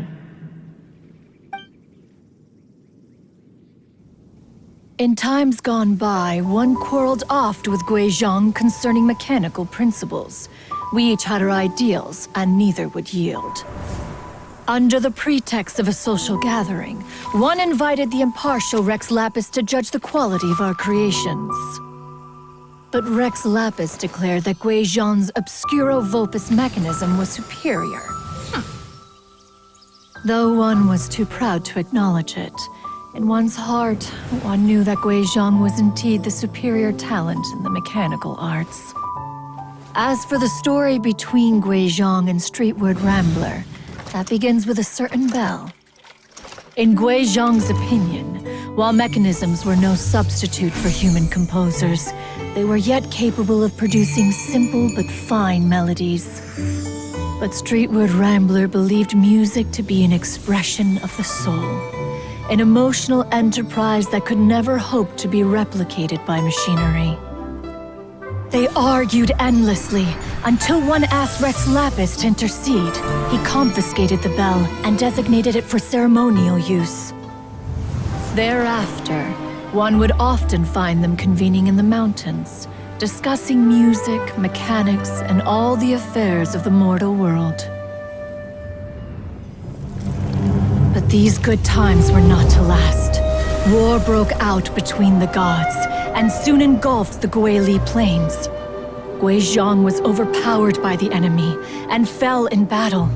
When Streetward Rambler and I arrived at the scene at long last, all that remained among the ruins was her lifeless body. After this, at Streetward Rambler's request, Rex Lapis granted her the cleansing bell for safekeeping. To honor our friend's memory, one made a few finishing touches to her ballistic device. Many lantern rites have passed since then. Many greetings and goodbyes. Upon what do you gaze? The Guili Plains? No. It's everything.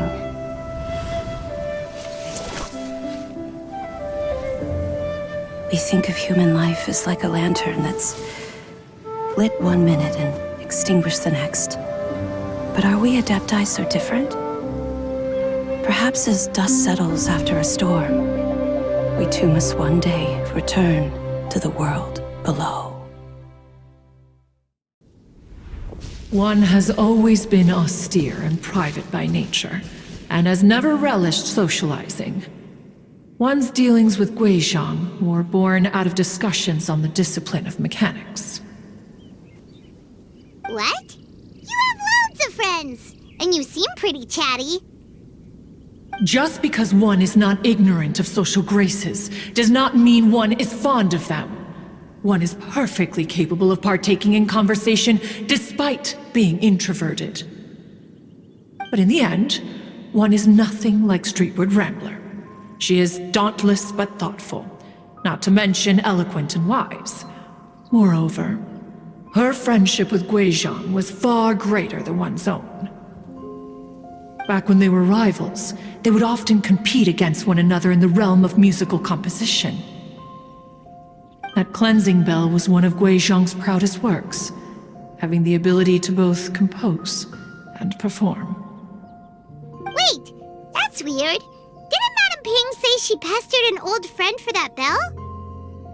And she also said something about being a vain beauty when she was young or something. Streetward Rambler, a vain beauty.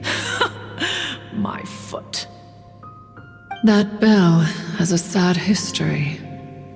Clearly, she refrained from sharing with you the truth of its origins, since the right time had not yet come.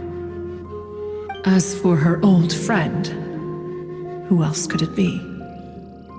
As soon as Streetward Rambler heard that a certain Zhongli wished to borrow the bell, she realized that the man was none other than Rex Lapis, and that he had made an enormous decision.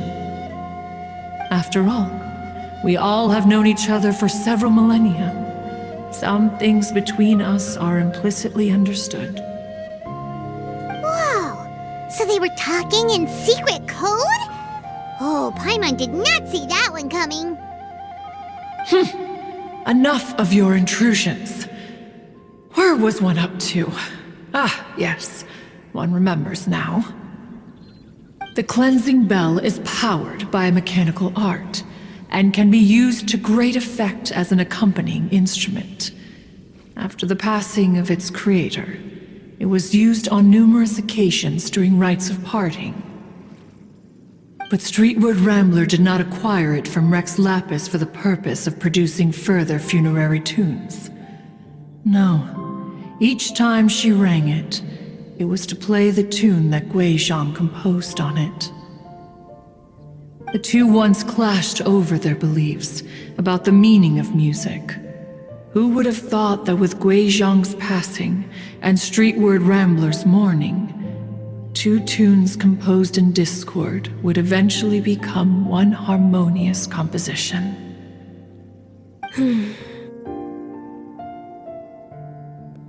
Once upon a time, Streetward Rambler also loved gatherings, liquor, and music. But after Guizhong passed, she preferred her own company. She could often be found sitting alone at a mountain summit, contemplating and reminiscing with her zither.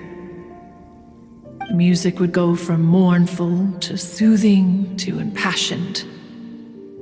Many years passed before she finally composed a melody to her satisfaction.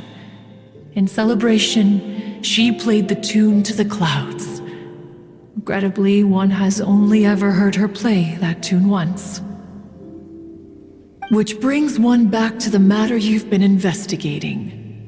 Perhaps it was during that performance that the ancestor of your Fontaine friend fell into the water and was saved by Streetward Rambler. But if she was so happy with the melody, why would she only play it once? One was also greatly perplexed by this. After suppressing one's curiosity for a long while, one finally approached her and asked why she would retire the tune after having spent so long on it.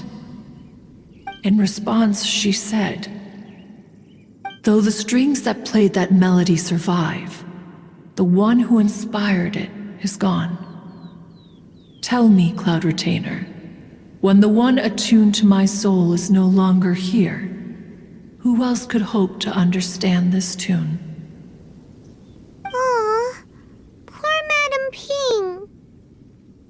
I just remember being taken care of by you when I was young. Once the Archon War came to an end, I stayed behind in Liyue Harbor to honor my contract. Although I met Guizhong a few times, I never knew anything of this particular story. Guizhong was quite the visionary, but tragically passed before her time. Her manuscripts still lie unfinished in the realm of clouds. Blank pages give one cause for contemplation on what might have been.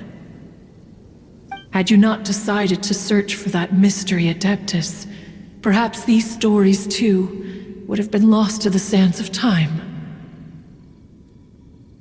As of now, you know the truth. That the Adeptus who rescued the drowning man was none other than Streetward Rambler. Do you intend to discuss this with her?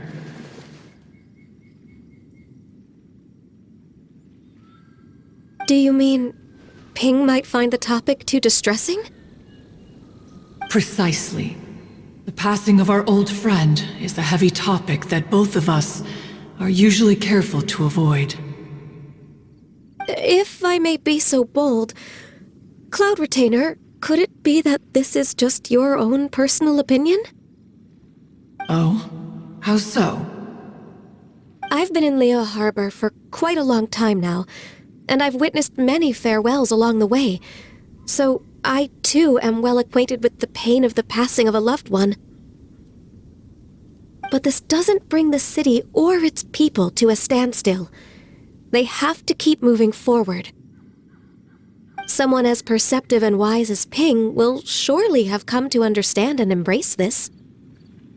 Though these immortal mountains have lost an Adeptus, the harbor of mortals has gained a wise elder. No loss can ever be undone, but there is always much that can still be gained. Ping has helped countless people, and will guide many others in the years to come, and all to whom she extends a helping hand become her friends, people she can admire flowers and discuss music with. Though it is heartbreaking to lose a kindred spirit, life goes on, because there are new friends waiting for you further down the road. We even asked Madame Ping what she thought about adding a music festival to this year's Lantern Rite. Oh, when we get back, why don't we just ask her if she'd like to perform? Maybe we can even get her up on stage. You youngsters and your imaginations. Why don't you come with us? It's been a long time since you last spoke with Ping, and Liyue Harbor is always decorated so beautifully during the festival period. Is not every Lantern Rite the same in this regard? Were there ever anything new to discuss? One in Ping could meet any day of the year. I disagree. Each new day and each new year is different from those that have come before. How long will you simply let them pass you by? Very well. Then one will be off. If the other old fossils have sneaked away into the city to amuse themselves, one shall soon find out. All right. We should be getting back to the harbor as well. We don't want to keep her waiting. Once the Guili Assembly, now the Guili Plains. Say, if we planted flowers there and cared for them carefully enough, do you think that one day we'd be able to recreate the sea of glaze lilies? Allow one to take back one's praise from a moment prior. You are still far too given to flights of fancy, child. What? Cloud Retainer? You were still listening? One observed that you were making no effort to leave, and returned to chasten and hasten you. This time, one is departing in earnest.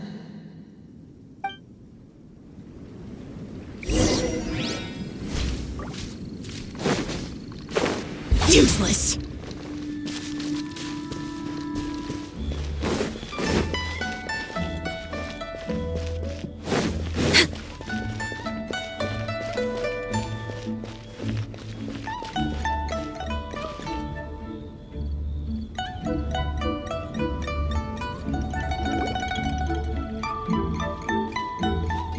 Whoa!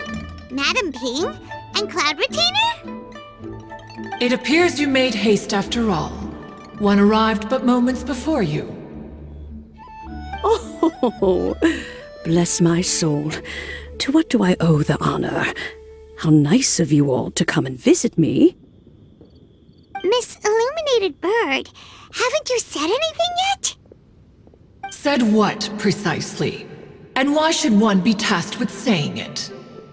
'Cause you're the one who's known Madame Ping the longest. Street word. Or rather, presumably, you would prefer to be addressed as Ping? Oh, Cloud Retainer, you are uncommonly polite today.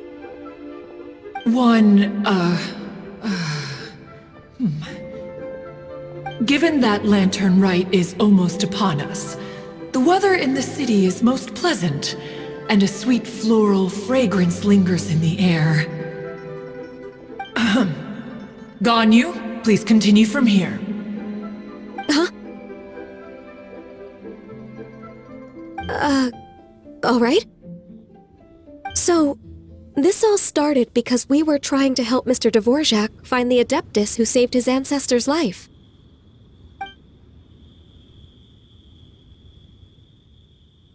Cloud Retainer informed us that the one who played that melody and rescued the drowning man was none other than yourself. Let me think. Yes, I do believe I recall that encounter. What a long time ago that was. I'm surprised that you still remember it. Even more astonishing, perhaps, is the fact that this story has survived this long at all, when mortal lives are so very brief. It appears that she has proven herself right once again. Who's she? We like to call her Guizhong. From the look in Cloud Retainer's eyes, I sense that she has already told you all about her. Albeit reluctantly, one might add. There is no harm done. After all, Lantern Rite's very purpose is to commemorate the heroes who gave their lives for Liyue. Although Guizhong did not live to see the splendid sights of today, she was as much a hero as any other. So how has she proven herself right again exactly? Once upon a time, she said to me that humans were a weak form of life that she wished to protect with her wisdom. But as she interacted more and more with them, her opinions on them began to change.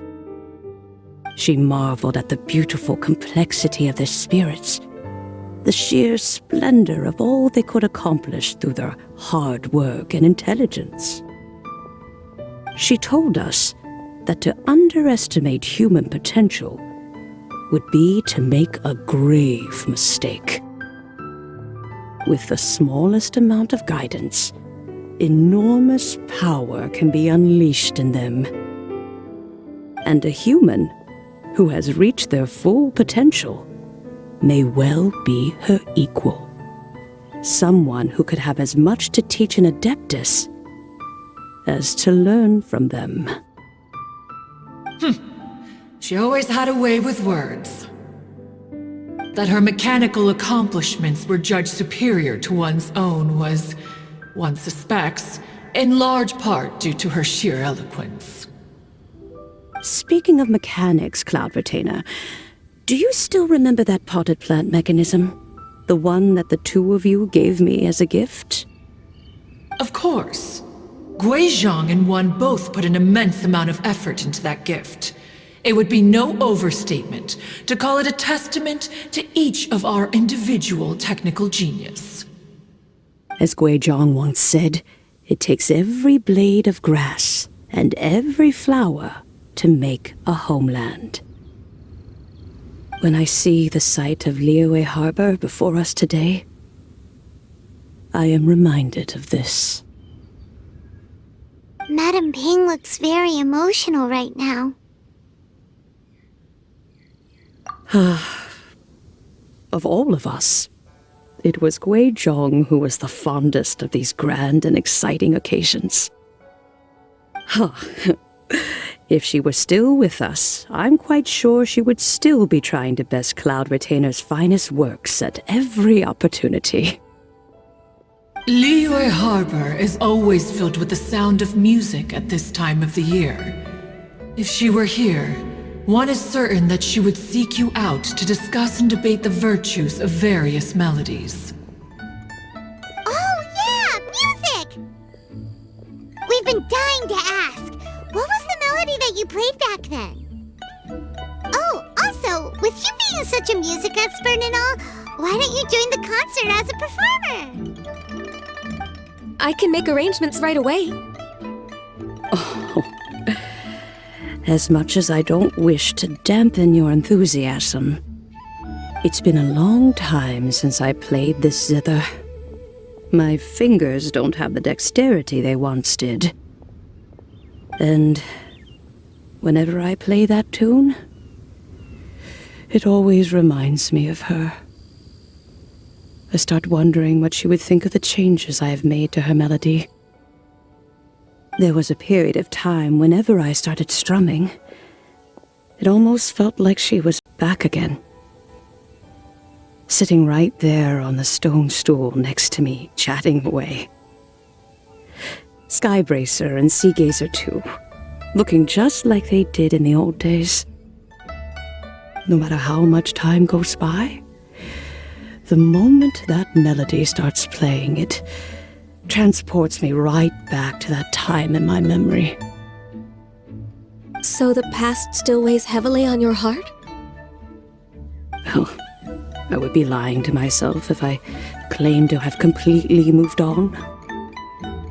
But that is not to say that grief doesn't get easier with time. Despite the sadness, I have found many things that bring me joy in life. It is simply the nature of the world in which we live that, even if one wished to mourn for an eternity, it would be a nigh impossible feat.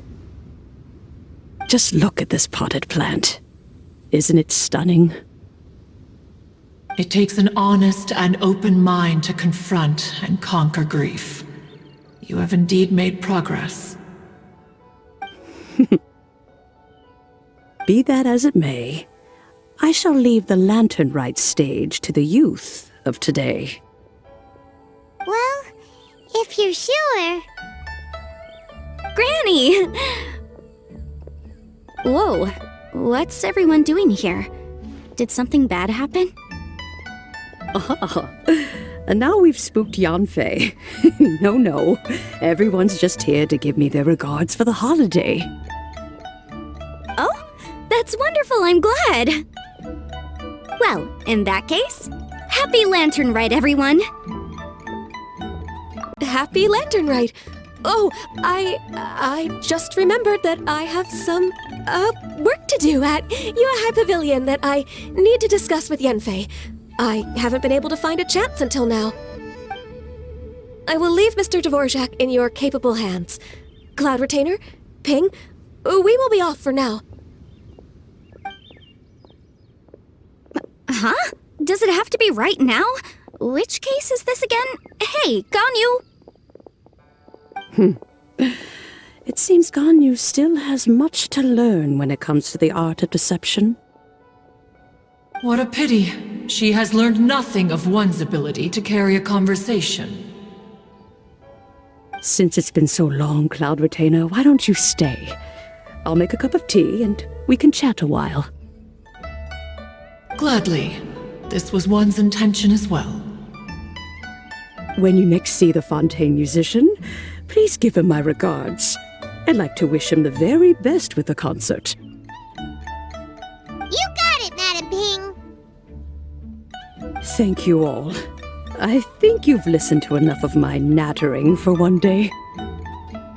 As for that melody, I will play it for you all another time.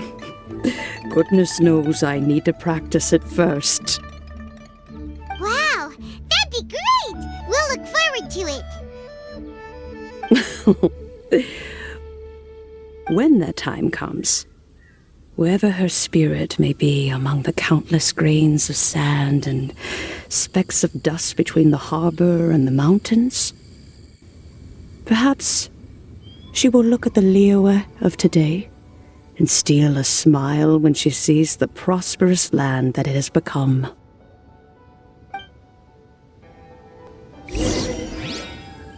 right, let's go tell Mr. Dvorak the news. Ping, what say you to convening more often in the future? That would be quite wonderful. But I must say, after all this time, I've grown quite accustomed to the harbor. When we are to meet, I shall have to trouble you to make the journey to the city. You sound just like Shenhe. The child is constantly telling one all sorts of stories from the city, as if one was partial to them. Have you ever considered moving to the city, Cloud Retainer? There are plenty of people here to talk to. I think you would find it quite the antidote to the monotony of solitude. And if you looked around, I suspect you would find some young minds with an interest in the mechanical arts. Some of them even worth training. We shall see.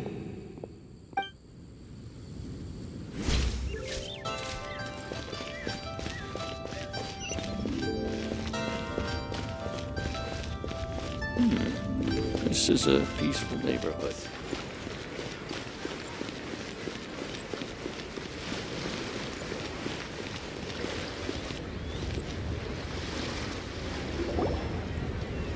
Mr. Dvorak! Ah, and Keqing's here too! Thanks for helping set all of this up. Welcome back. Did everything go well? Really, really well. We found the person Mr. Dvorak was looking for. Are you serious?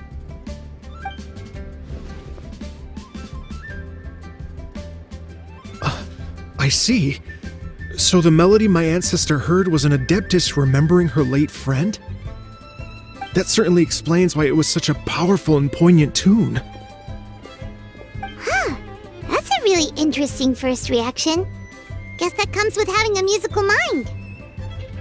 I have to say, though, it's hard to believe that the fairy from the tale is now an elderly granny. Oh, Paimon knows exactly what you mean. Normally, Adepti don't age at all. But Streetward Rambler, or Madame Ping as we know her, probably only became old because it's what she wanted for herself. Madame Ping possesses vast knowledge and great wisdom. Whatever physical form she may decide to take, her mind and wits are as sharp as they come. Yep, Keqing summed it up perfectly. That's exactly what Paimon was trying to say. I think... yes. I must thank her in person. That can wait until after the concert, though. For now, I need to devote all my emotional energy to the performance. Ah, speaking of, Madame Ping wishes you all the best at the music festival. Paimon has a sneaking suspicion that she'll stay in her usual spot, but listen to the performances from afar. Wait, are you serious? Huh. Oh no, now I'm starting to get nervous. Okay, alright. Nope, another rehearsal is in order. Please excuse me, everyone.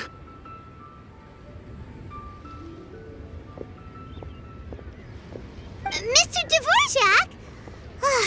He's already gone. Paimon wasn't even finished telling him everything. Before we set off on our search with Ganyu, he asked us about what music means to people. After our recent adventure, Paimon thinks we have a lot more to say about that now. Please, share your insights with me. Well, we found out that music can be used for good, but also for bad. It can make people happy and moved, but it can also be sad and bittersweet. And music is like a kind of memory written in people's hearts. It can put you in touch with feelings from a totally different time and place.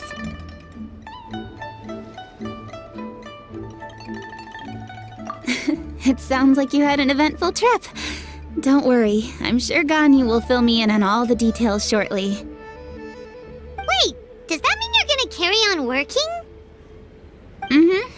Just a few things to wrap up. All the groundwork is done. As long as everyone enjoys the festival activities, all our efforts are worthwhile. Happy Lantern Rite to you as well.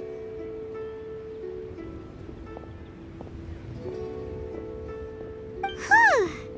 That should be everything taken care of, right? Oh, no, wait. Paimon feels like she's forgetting something.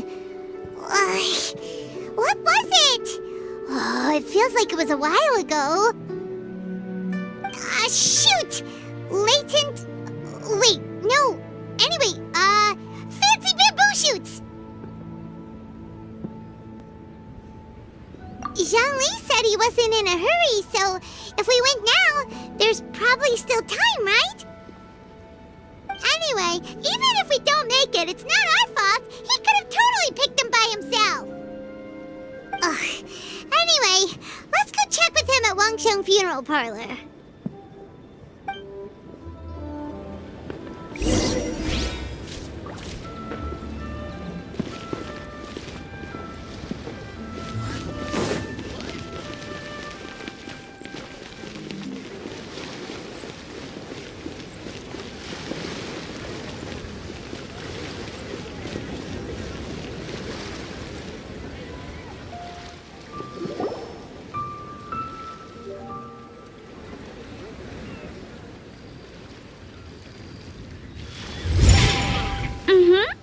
Da da da da da da da da da da da.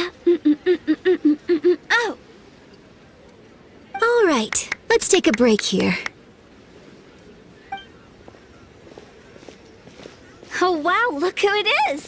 Are you here to hang out with everyone's favorite funeral director? So you're just casually practicing your rapping skills at the entrance to your funeral parlor? In broad daylight? Okay. After everything we've been through, you don't see me for a hot minute, and you're back to being scared of your own shadow. We have all this open space, a clear view of the mountains behind and the sea in front. Not to mention we have several invisible audience members enthusiastically cheering us on. It's the perfect spot to rehearse.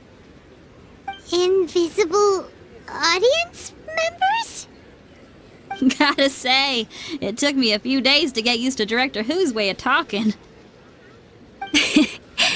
Xinyan was pretty spooked too when she first got here. Just like when she sees a frog, but a giant frog with sharp teeth. Come on, knock it off.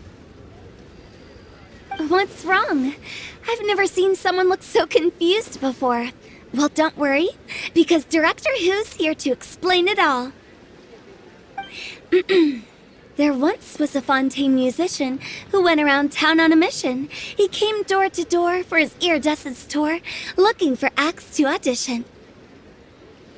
With my words, Xinyan's courts, and Yunjin as our mentor, we'll take the stage by storm with flames roaring and the whole audience calling for more. For sure! The whole dance floor will be yelling encore! Encore!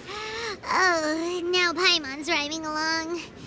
But when you say flames roaring, are you sure this will be safe? No, don't you worry about that. I'm pretty experienced on the stage, and I've already informed the Yuhong of all the pyrotechnics we're planning on using. Huh. Guess we'll just have to trust Xinyan on this one. Oh, Zhongli. He took one of those fancy meal boxes and set off for the mountains. Said he wanted to pay a visit to some old friends. It's a real pity that he couldn't be around for this. As well as being a true connoisseur of traditional art forms, he's able to appreciate Xinyan's performances too. Yeah, that's right. Matter of fact, he was the one who first invited me to perform here.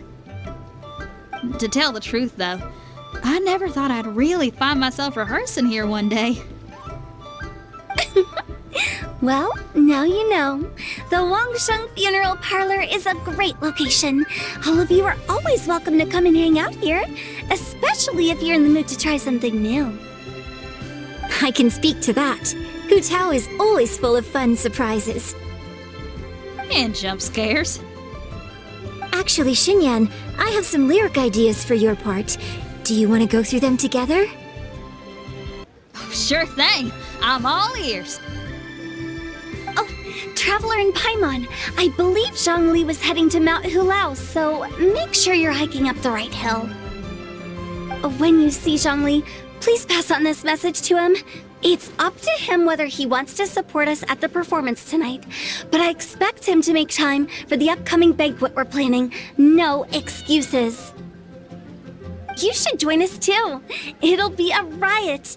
If there's one thing I've learned from being a funeral director, it's how to throw a party.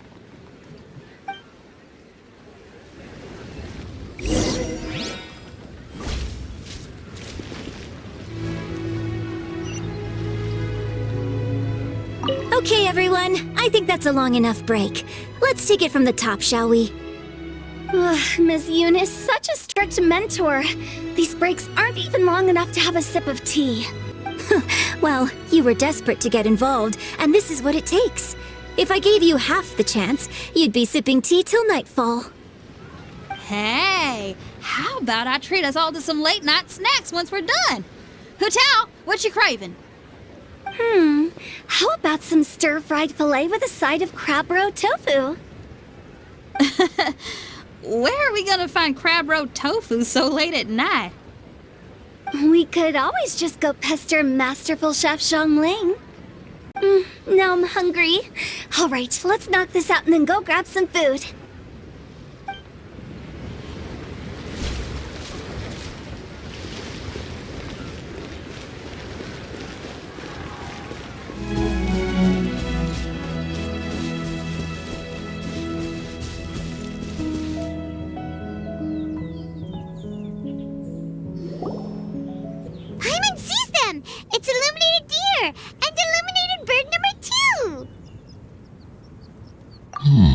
A familiar face.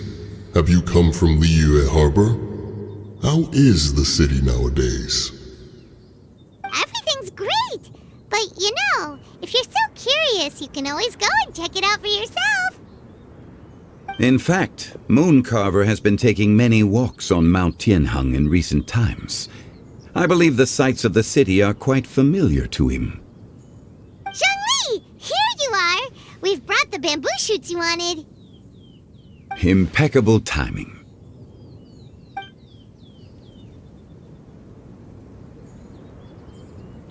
Traditionally, bamboo shoot soup ought to be slow-cooked for many hours on low heat. Using Adeptus arts to hasten the process is something of a shortcut. Wait, that mechanism... is that... Indeed. Cloud Retainer kindly lent me her supreme cuisine machine. Can we not just call it a cooking machine? Actually, never mind. She seems to take a lot of pride in her mechanical gizmos, so it's probably best if Paimon doesn't go changing the name willy-nilly. I trust that you found the answers you were seeking during your recent journey? Excellent. The past should be remembered, but not overly dwelt upon. Our journey should be seen as a means to take on more from the world around us. When the bamboo shoot soup is ready, I must insist that you try some for yourself. Oh, Zhongli! Hutao told us to tell you something. She said, it's up to him whether he wants to support us at the performance tonight, but I expect him to make time for the upcoming banquet we're planning. No excuses! When she says performance, she must mean the Lantern Rite Music Festival. As for the banquet, she didn't tell us anything more about that, but she invited us to come as well. As you can see, I have a prior engagement with 2 Adepti friends of mine tonight. Please, give Director Hu my best wishes for the performance. As for the banquet, since the Director insists, far be it from a mere consultant like myself to refuse. Yay! Then we'll see you there? Absolutely. Rex Lapis, the bamboo shoot soup is ready. Thank you. I will examine it right away. The appearance is exquisite, and the aroma rich and intense. The craftsmanship of this machine is commendable indeed. Since you came all this way, you should not leave empty-handed. Please, take some soup. It tastes most exquisite while still warm.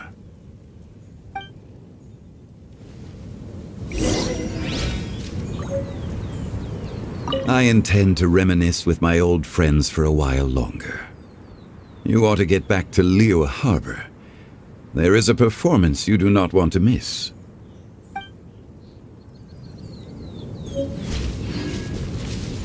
Had one known that Cloud Retainer was in possession of such eminently useful devices, one would have sought to borrow one from her long ago. And yet, since you share my lack of enthusiasm for mechanisms and fine dining, it would have become a mere decorative ornament in your abode. Not so. Had one had such a device to make up for one's lack of culinary prowess, Shenhe would not have had to rely on flowers and herbs alone for sustenance, while under one's care.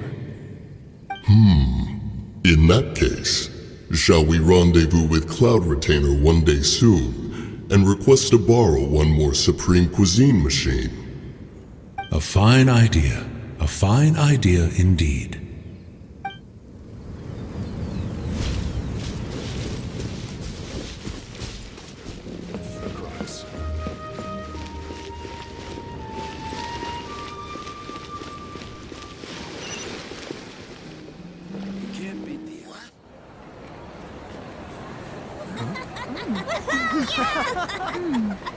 I'm honored to be here on the Iridescence Tour stage.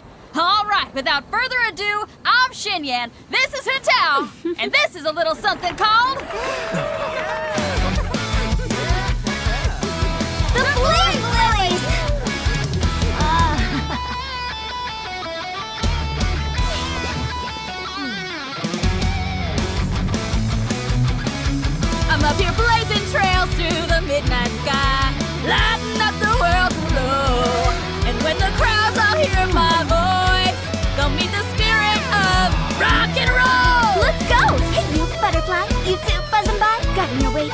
feel like opening the path without a fright. Oh, I'll light the fire, watch it blaze across the universe. I'll spit my rhymes, watch you step, or you'll get burned. Hey, woo! Yeah! Does anyone have any plans tomorrow? With another year behind us, I think we deserve a celebration of our own. My treat. Interested? The Tianquan footing the bill? I can't miss out on that.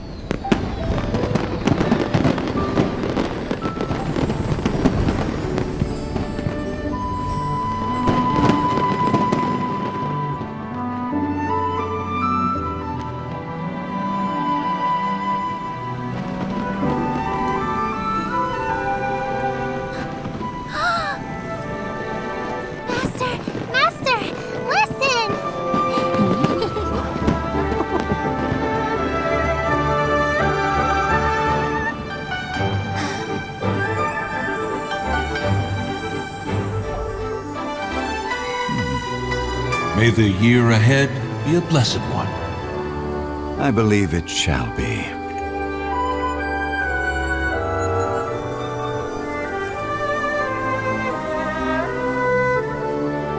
Master, the Xiao lanterns, Ha!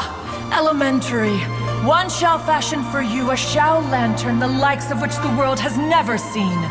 And you must take it to Liyue Harbor to display its magnificence for all.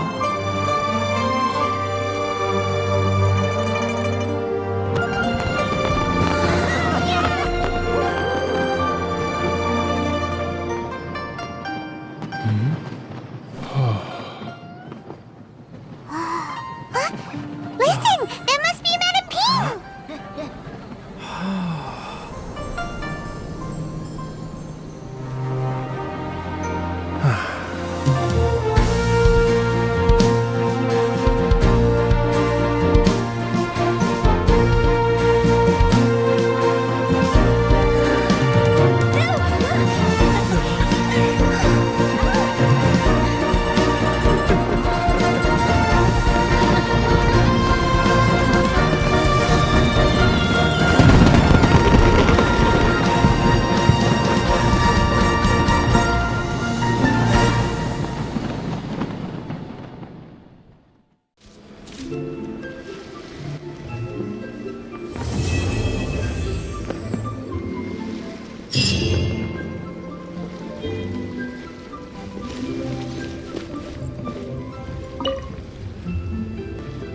Okay, now I need to get a move on and write my next song. Listen to you. You only just fulfilled one lifetime dream. Are you really thinking about your next goal already? Don't try to tell me you ain't the same way. I bet you've already thought up a name for your next opera, haven't you? You know me too well, Xinyan. The Adeptus Seeking Voyage. How does that sound? Oh, man! Yeah, I can already picture it. I've also got just the finishing line for it. I'll close with, "And the celestial melody echoed through the clouds forevermore."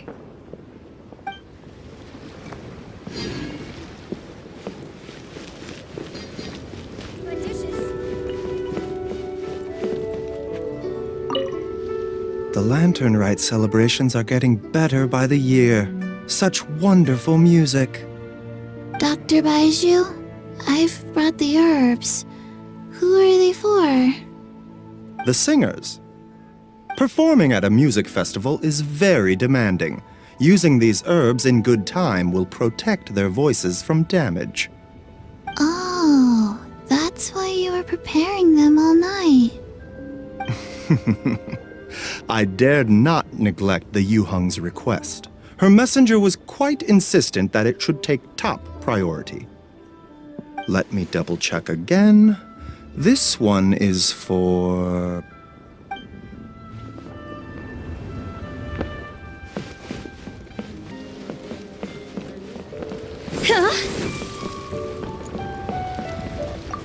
Magnificent! Absolutely magnificent! I've already given her my thanks in person. This is what she said. It is only natural to lend a hand when we see someone in distress. The wonderful music you brought to Liyue is worth far more than gratitude. Truly, I felt so honored. But I've also made a decision for myself. I will strive to create even more wonderful, original music for this era. Our era. Yes! When I heard the music coming from up in the clouds, I was so stunned I could barely think or move. I felt like it had a special kind of hold over me. Or maybe it was the adeptal power within the music. And the ensemble at the end was truly sublime. I felt like I would have started to cry if I hadn't been one of the performers on the stage. Well, Lady Ningguang, the Tianquan of the Liyue Keqing, has invited me to visit her again at Yujing Terrace to discuss a long-term collaboration plan. I do hope everything goes well and that we have more opportunities to collaborate in the future. The next time we have another performance, you'll have to come. I will save the best seat for you. We couldn't have accomplished all this without you. Please accept my most heartfelt thanks again.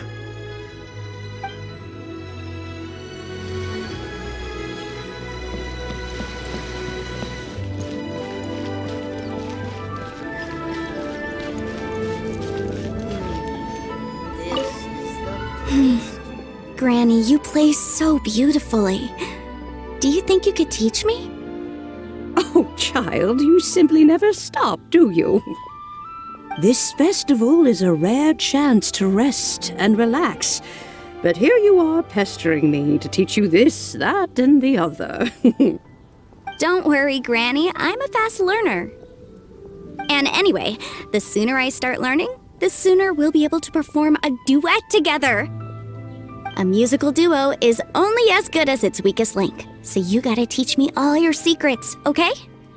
All right. Well, you can start by making me some more tea and leaving it to cool on the side. Sure, Granny.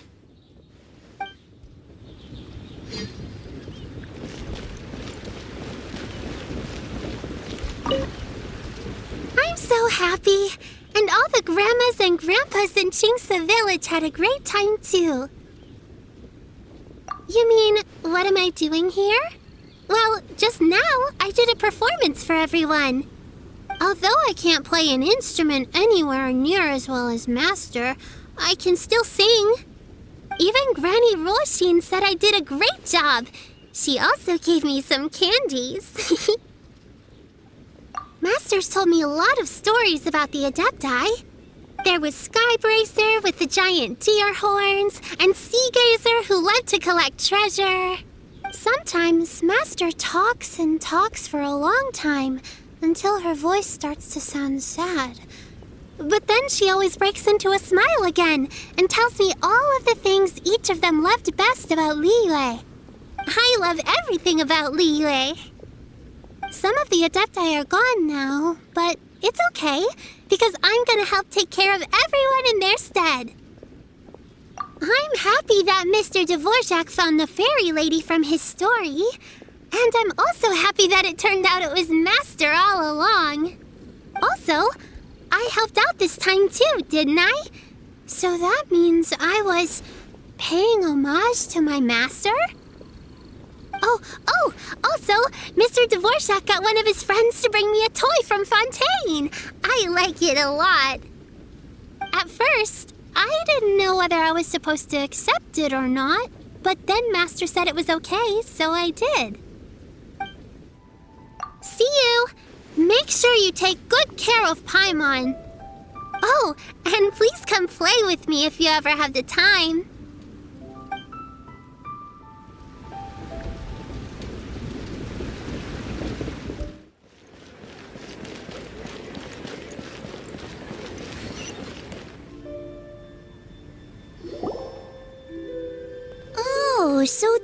how it is. Thanks for the suggestions, Mr. Zhongli. I have them all noted down. I've long heard that your knowledge encompasses all things old and new, Mr. Zhongli, but I never knew that you were well versed in the art of cooking, too. It is truly an honor to make your acquaintance. No need for formalities. I too feel humbled to be in the company of such talented young people. There are many things I could learn from you.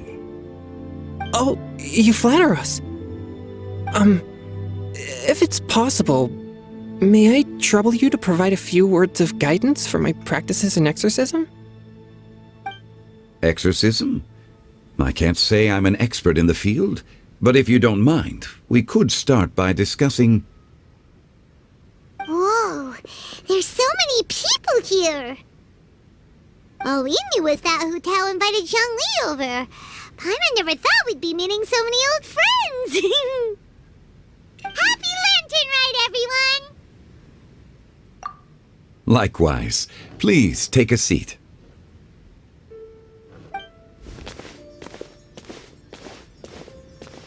Happy Lantern Rite!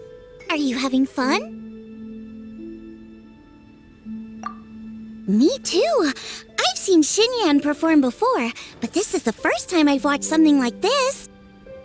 I heard that the audience loved it too, and she's been receiving quite a lot of performance invitations lately. She's more busy than ever, and Yunjin's gonna help her. Yep, and they asked us to pass on their season's greetings to everyone. They hope we'll have a wonderful gathering.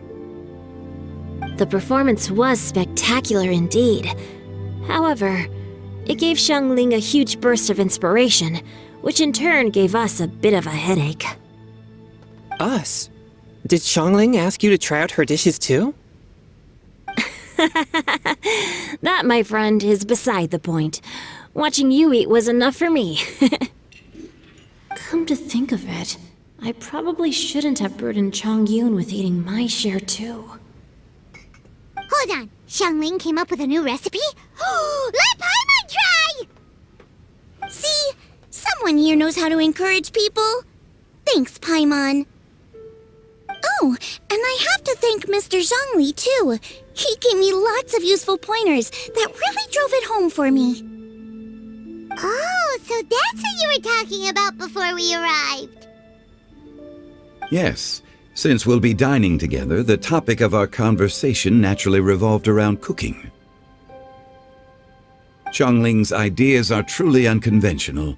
Her choices in both ingredients and spices are comparable to a melody dancing on the tongue. My suggestions were nothing more than the icing on the cake. Oh, the two of you always deliver. Now I'm getting embarrassed.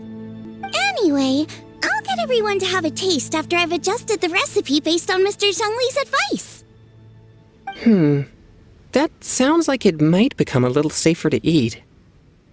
How about I sample the dishes next time? Speaking of eating, Paimon feels like we're missing someone. Oh, Hu Tao was the one who invited us, but she's not here. And where's Guoba? Oh, Guoba volunteered to help Dad at the restaurant. You know, lots of people come over to eat during Lantern Rite. Without Guoba helping out, I probably wouldn't have had the time to accept Hu Tao's invitation. As for Hu Tao... The director went to collect a guest. She asked me to stay here and host you for the time being. Seems like it's almost time. Huh? Hu Tao went to fetch someone in person? Oh, that must mean they are super important. Could it be Keqing? Ningguang? Or Captain Beidou? She didn't clarify. And as her subordinate, I couldn't just pry into the details, could I? Ta-da! We're here! Oh, we're not late to the party, right? Right? Good thing the Conqueror of Demons and I are both as swift as the wind. And whoosh, we made it just in time.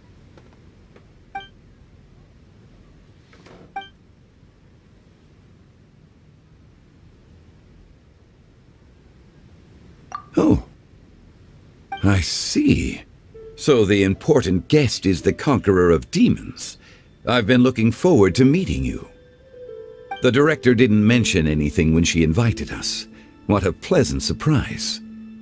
Gathered here with us tonight are not only young and accomplished individuals, but also the protector of Liyue's peace, Adeptus Alatus. To convene here with all of you is indeed a great honor.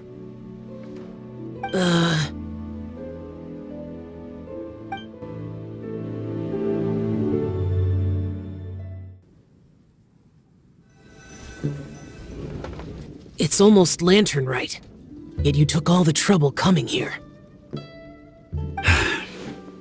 The director has a way of making it difficult to decline. Rex Lapis, may I ask what troubles you? The director asked me to buy sesame oil in preparation for the celebrations. Huh. Then why would you come all the way to Wangshu Inn? I had a pleasant chat with Chef Xiao and received some spices from him. And, see? Here's some matsutake and a portion of ham. What about the sesame oil? It's a shame. I couldn't find the kind the director was looking for. I'm sure you're exaggerating, Sir. There he goes again. Enough with the pleasantries. Go let our guests take a seat. Everyone here today is well known in their own field and has probably heard about one another to some extent. Some of us are even old acquaintances, so there's no need to be this formal. I heard that the Conqueror of Demons and the Traveler are pretty close, no? Great! You two sit together. You should take a seat too, Director. Oh? Finally remembered me? When we arrived just now, the host at Shenhe kiosk told me our dishes are almost ready. Perfect timing. Let's not wait any longer and ask them to bring out the food.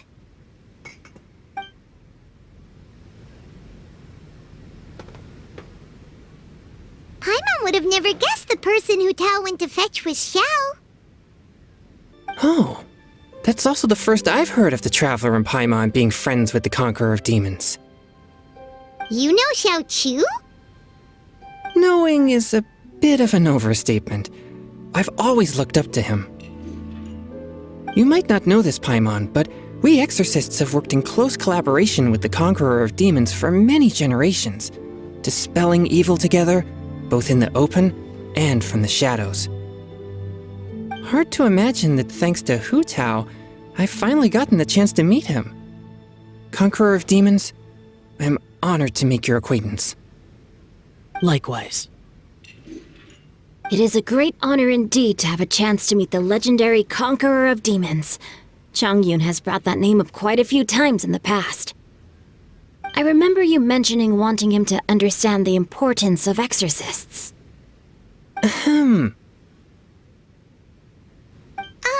We know each other too.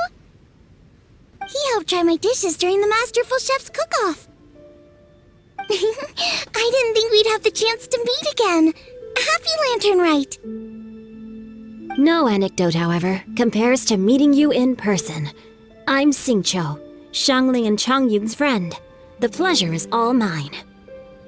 Whoa, everyone's getting all formal and polite all of a sudden. Paimon doesn't know what she should say anymore. Adeptus Xiao, mighty conqueror of demons, please accept Paimon's greetings too. Belated Happy Lantern Rite. Paimon tried very hard to look for a fancy word, okay? Don't be too harsh on Paimon!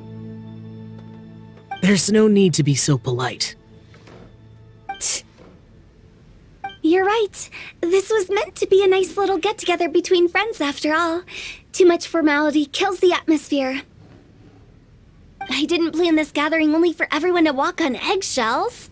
Hiya. What's your true intention then?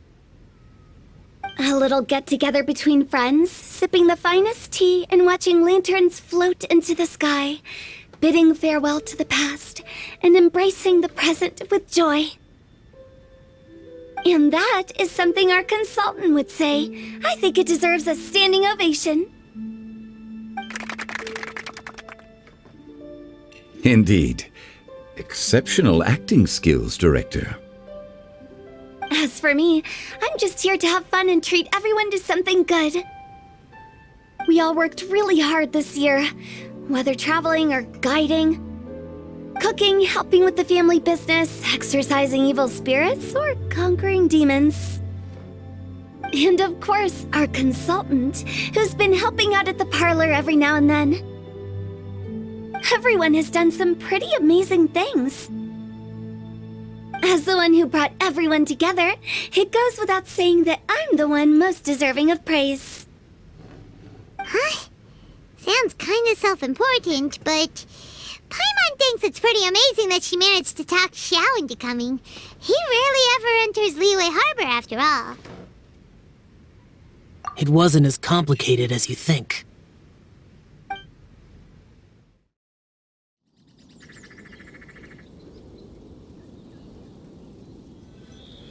Okay, gotcha. Thanks, boss lady. It's not boss lady, just boss.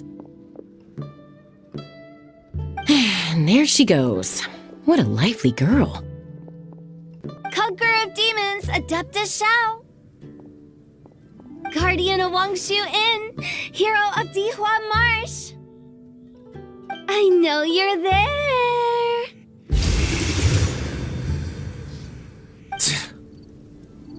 Quiet. Do not disturb the peace. Sorry, but you wouldn't show up if I didn't yell your name, would you? I know you. You're the 77th director of Wangsheng Funeral Parlor. Is there something you need? That does sound like one of Hu Tao's antics. Did the Conqueror of Demons agree to come so that Hu Tao would stop pestering him? There might be other reasons. Smart guess. Huh? There's more to it? It gets pretty boring from here on. I talked about the funeral parlor's past relationships with the guardian yakshas. You know, just to be sociable. In the time of the Archon War, disputes were frequent, and disaster overtook the land. Humans couldn't escape from the torment of the plague, nor could they escape death. The Adepti vanquished the demons, the Millelith fought valiantly, and Wangsheng Funeral Parlor was responsible for purifying the diseased and sending off the spirits of the dead. That is how the border between life and death was maintained during the war.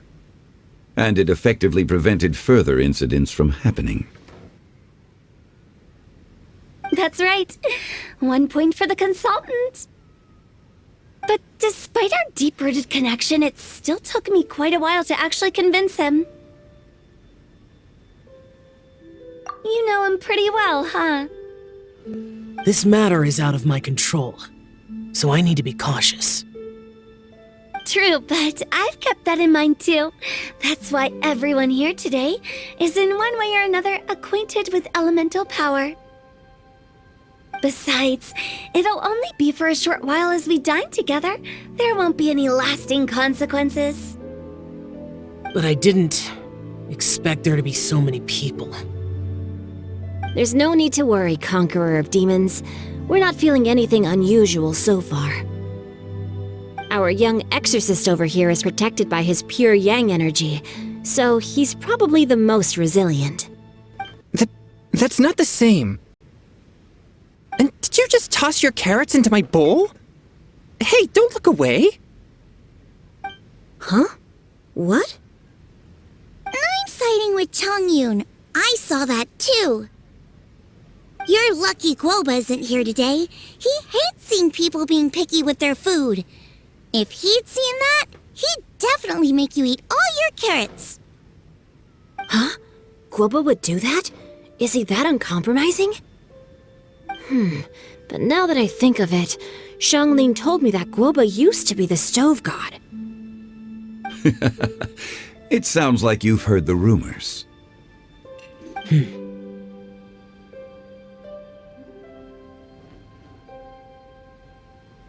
I'm doing fine. Not long ago, before Lantern Rite, I met an old friend. Thanks to his help, things have been a lot more stable than before. Right! Wait, what?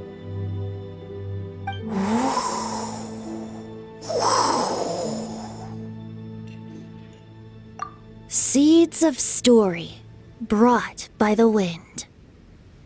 And cultivated by time. Did Paimon just unconsciously complete that thing? That voice. Could it be?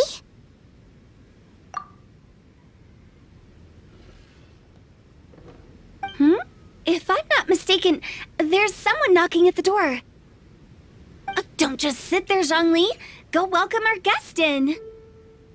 No such need. I'm coming in.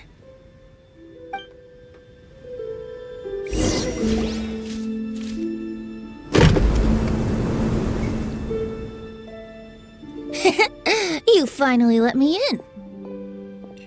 Hello, hello. No matter if we've met before or not, this moment marks a brand new encounter.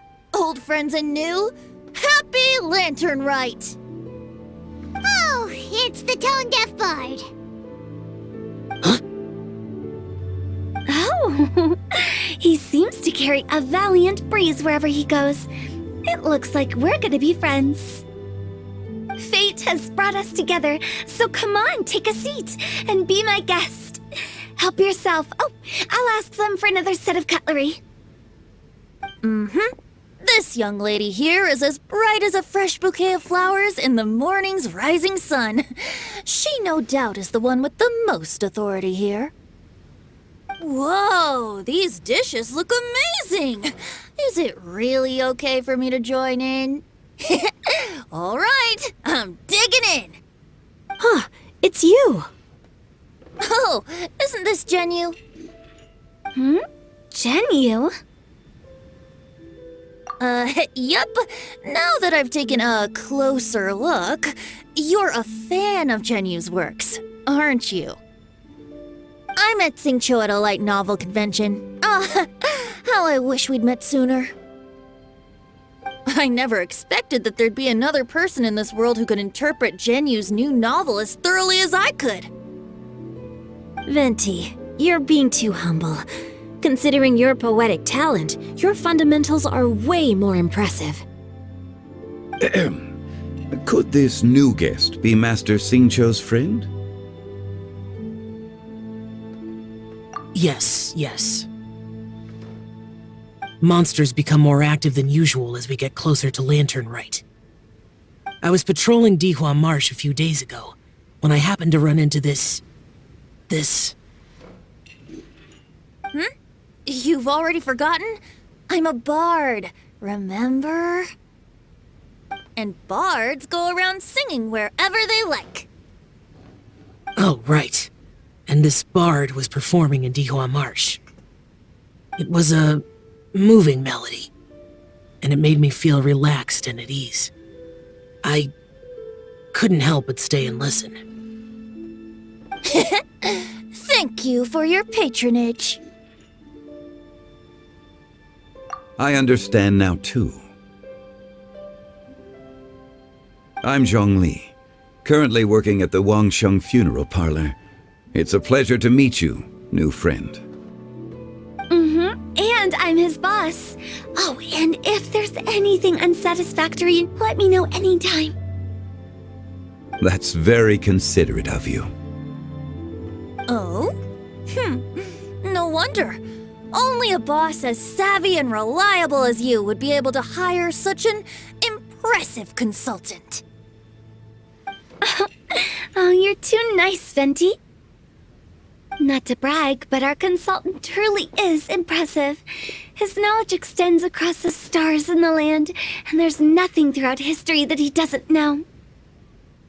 From the sophisticated way he speaks, it's hard not to suspect that he could very well be an adeptus in disguise.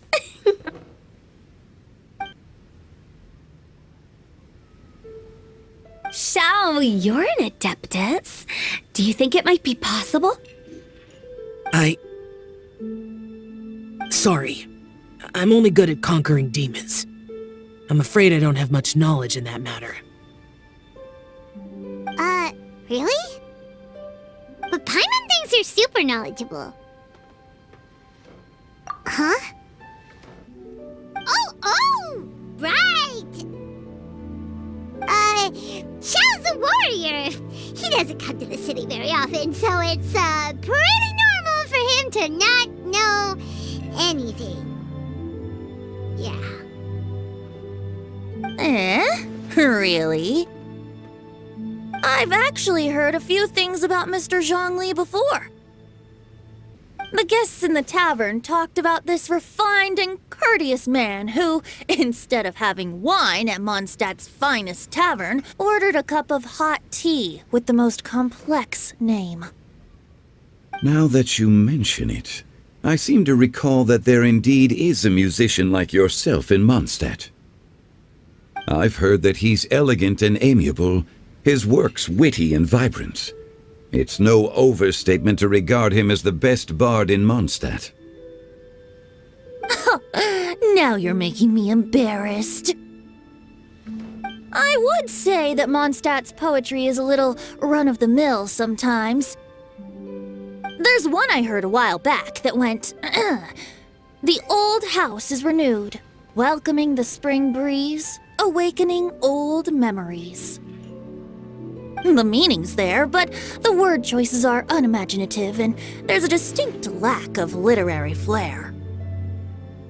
I think so too. The composition needs a little jazzing up.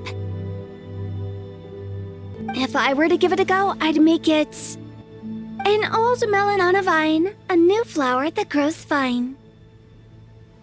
Oh, good one! It feels unique and has a nice ring to it. You have great taste, Venti. I was right about you.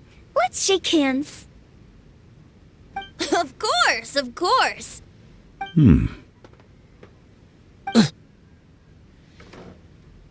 Xingqiu. Mind lending me a few books when we get back? Pick out some well-written ones. I don't know if it's my own lack of literary knowledge, but I couldn't tell the difference between those two. I don't think it's your fault. Chongyun's right. It's not our fault.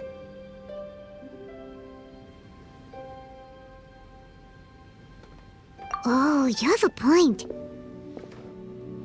But speaking of, why is the tone-deaf bard here?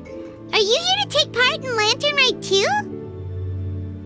I heard that Liyue will be hosting a Lantern Rite music festival this year.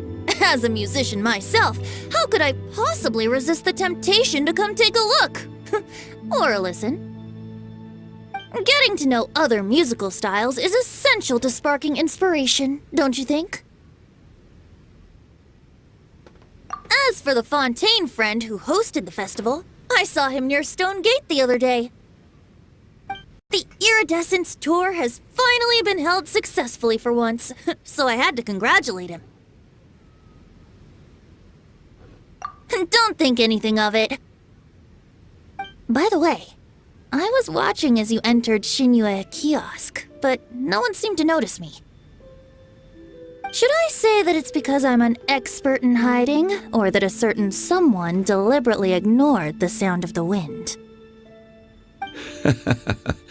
Whenever Lantern Rite comes around, Liyue Harbor becomes bustling with activity.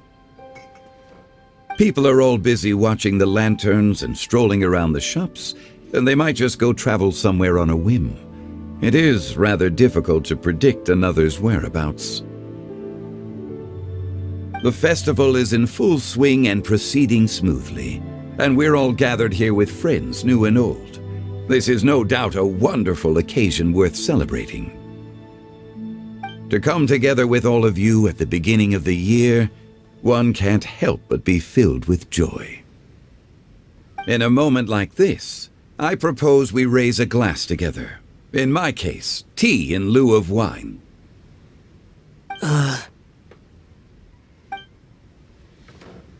Very well said, Mr. Zhongli. That was exactly what I wanted to say. Now I'm getting a little self-conscious. I didn't cause you too much trouble barging in like that, did I? We usually drink wine during occasions like this over in Mondstadt, but since Mr. Zhongli insists on drinking tea, I'll give a toast with tea too. Everyone, thanks for the treat. You're welcome.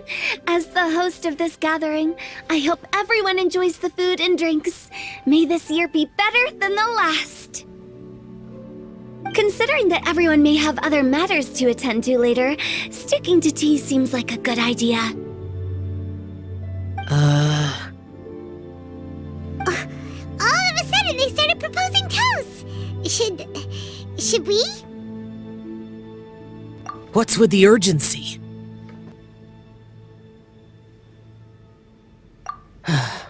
Sure. Have you two finished eating? It's always nice to have a breath of fresh air after a meal. Helps with digestion. Paimon will come too. Yeah? Okay then.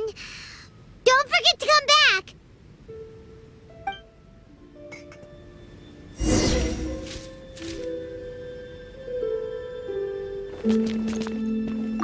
It seems like our new friend is an expert in wine. I deserve no such praise. I only drink for fun. It's nothing compared to your expertise. I'm glad we're only having tea today. What if I got drunk and said something nonsensical? I'd surely become an object of ridicule to someone I've just met. No such thing. I wouldn't dare disrespect the director's guest.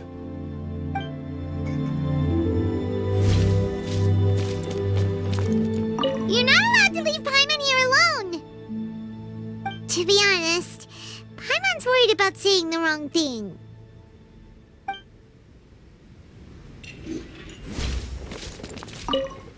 Did you talk about anything interesting before we started the meal?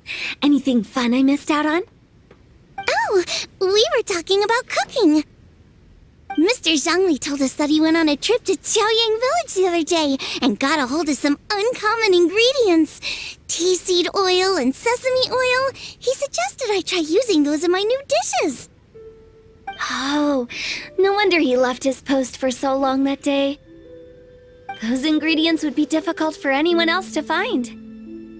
I guess I'll need his help next time as well.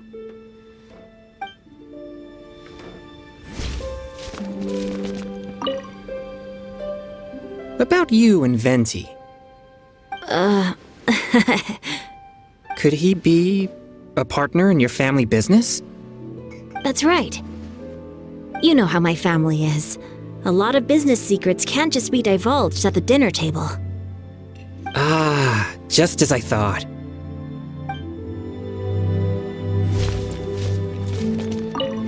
Let's depart. You go ahead.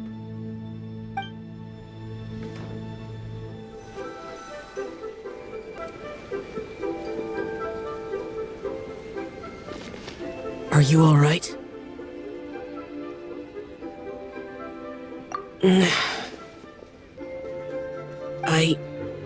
It's hard to describe. It's not that.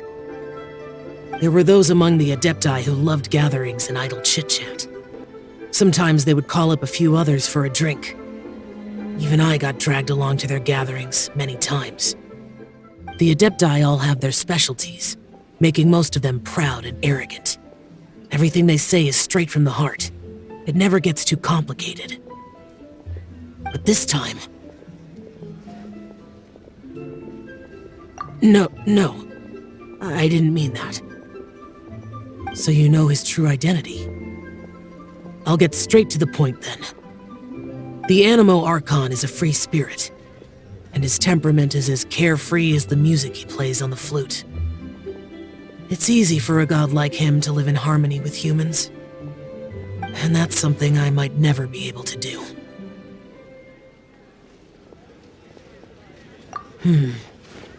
That does sound like something you would say.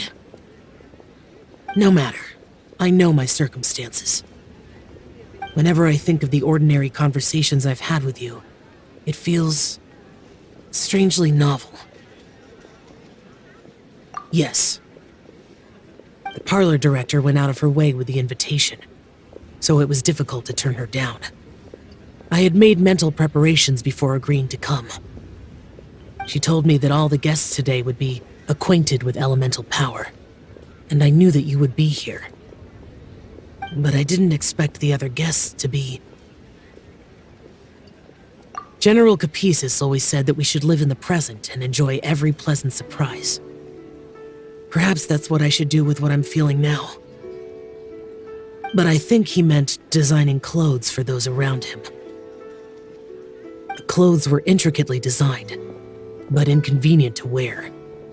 Brother Bosacius never tried to hide his distaste in front of him.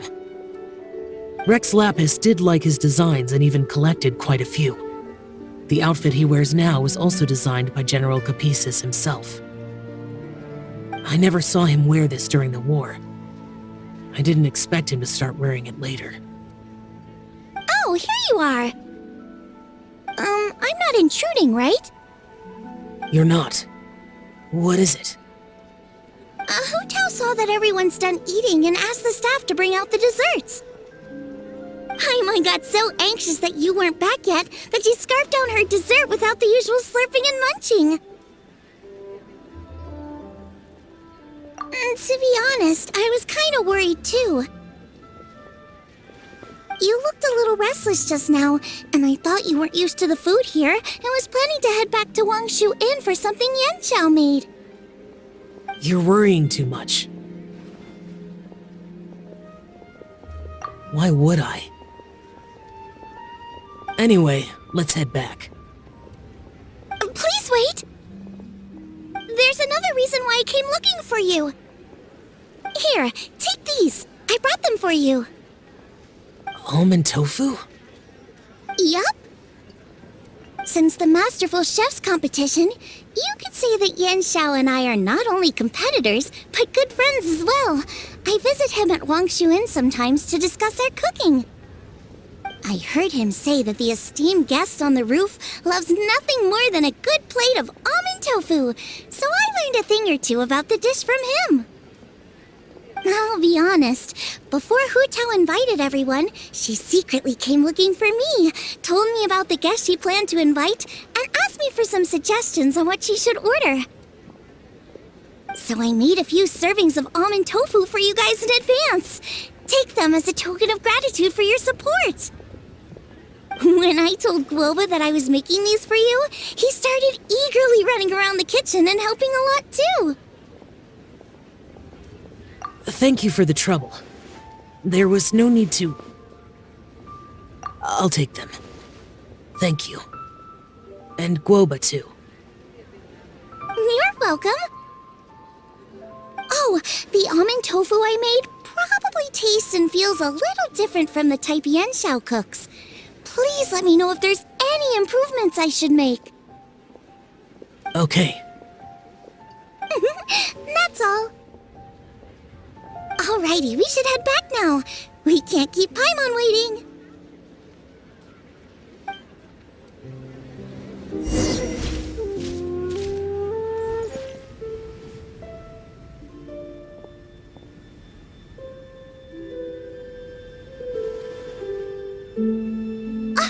You're finally done whispering secrets to each other? So much for promising Paimon you'll be back soon.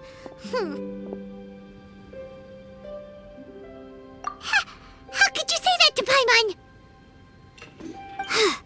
In that case, besides having no sense of time, Paimon will let you know what having no sense of fullness looks like.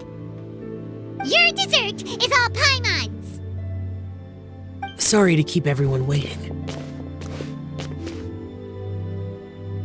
No worries, we're all just chatting here. There's no serious business to take care of. Whether we're chatting outside or inside, it's all the same. Paimon's too busy eating to talk to you. But even though we're all well acquainted by now, I think this festive gathering deserves something ceremonious. Oh? Is this some local custom? Nope. This is something I made up so that good luck will be on our side, that's all. Spontaneity is the best choice to make here. Let's use this incense burner on the table. It's been lit for so long now that the incense is running out. I'll leave refilling and lighting the incense to the most distinguished guest among us all. Lighting the incense will signify continuous growth and prosperity in all our endeavors in the new year. I see. Perfect symbolism, as expected of Hu Tao. And speaking of the most distinguished guest here today, I'm sure we all agree that it's Mr. Zhongli. I'm not very familiar with the details of his past deeds, but chatting with him has been a real eye-opener, even for a bard who has traveled all across the world. If knowledge were a form of power, one could even say that you're a wielder of unlimited strength. But when it comes to having a way with words, the notable bard is certainly one cut above the rest. I just happen to have a good memory. It is such an unexceptional skill, yet you made it sound like an unparalleled talent. I am truly impressed. Since we all get to nominate someone...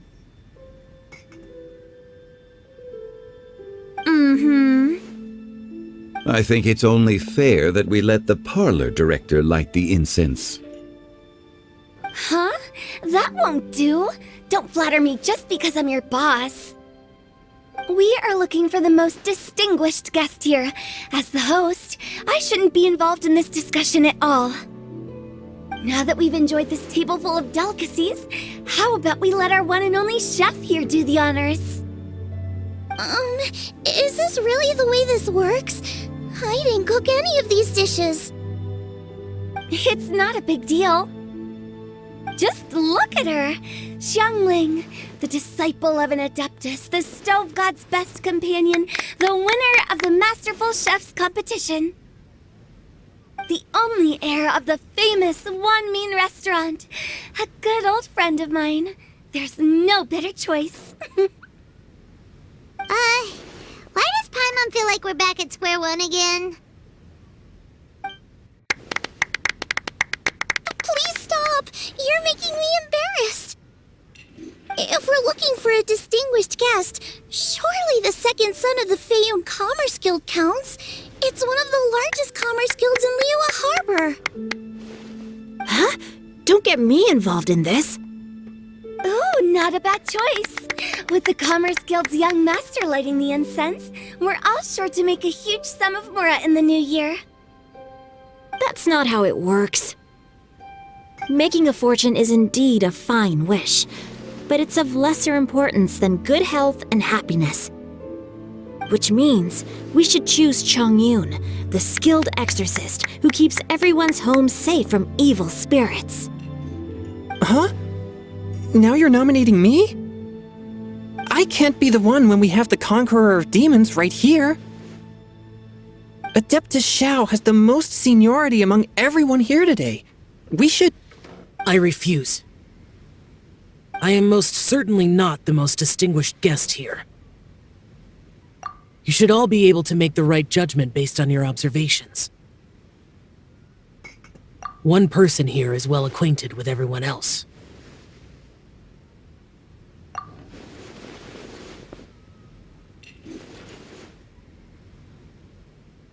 Oh, that's right!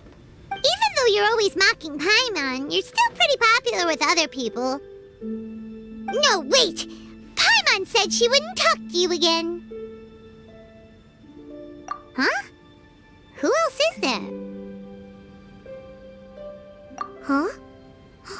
Huh? Does that mean Paimon's the most distinguished guest? Oh, was unexpected! I agree. Paimon's just the one we need.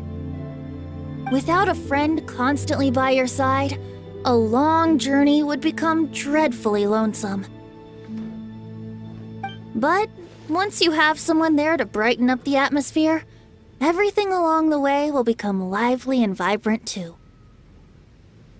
Ah. The traveler has traversed many nations and left behind a great deal of fascinating stories.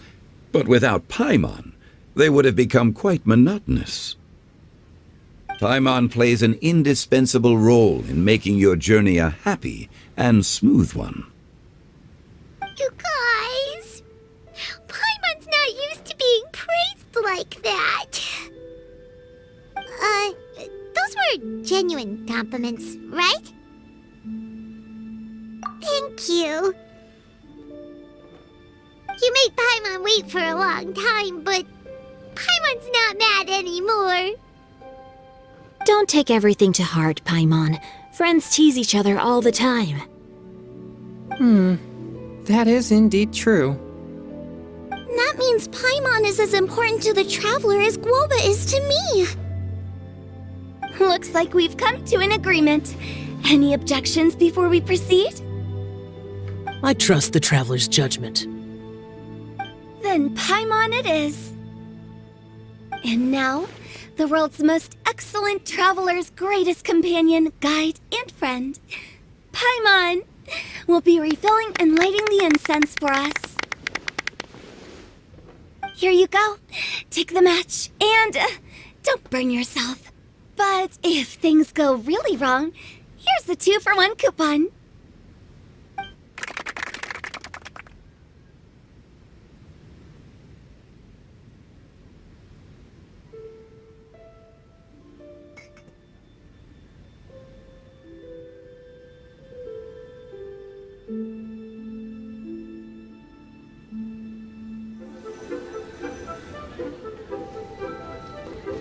It's getting late. I won't take up any more of your time. You're all free to go as you please. Yep, the tea was amazing too. You don't have to go all polite on me. Just remember to come when I invite you next time. Let's see. It's dark out, so I'm going to accompany Xiangling, Xingqiu, and Chongyun back home. As for the rest of the guests, I'll leave them to our consultant. No need. I'm headed towards the harbor to meet a friend on the ship. There's no need to trouble one such as Mr. Zhongli. I think you know the place I'm talking about. Come meet me anytime. It was great getting to know you all. Let's meet again when the spring breeze begins to blow. Bye! Oh, we should write poetry together sometime.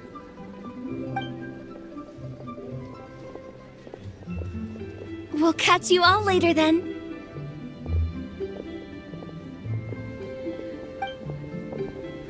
Don't forget to return to the parlor later. There's something I need you to do. Understood. See you later. Well then. Rex Lapis. Just Zhongli will do. I live as a mortal in Liyue Harbor now. I am just one among many who begin work at sunrise and retire to rest at sundown. If we were to consider status and seniority as Zhongli, I should be respectfully referring to you as Adeptus Xiao. Heaven forbid. Not you two. I meant what I said. I heard that during the Lantern Rite Music Festival you conferred with Streetward Rambler and Cloud Retainer. I take it as you've gained a lot more knowledge about the past? The same truth will sound different coming from different people. As more bear witness to a story, feelings and interpretations expand in variety too. I once had a pleasant chat about the past and present with a Sumeru scholar named Soraya, and learned a few things about her research topic. From the evidence she found and the conclusion she made, her area of research is already very close to the truth.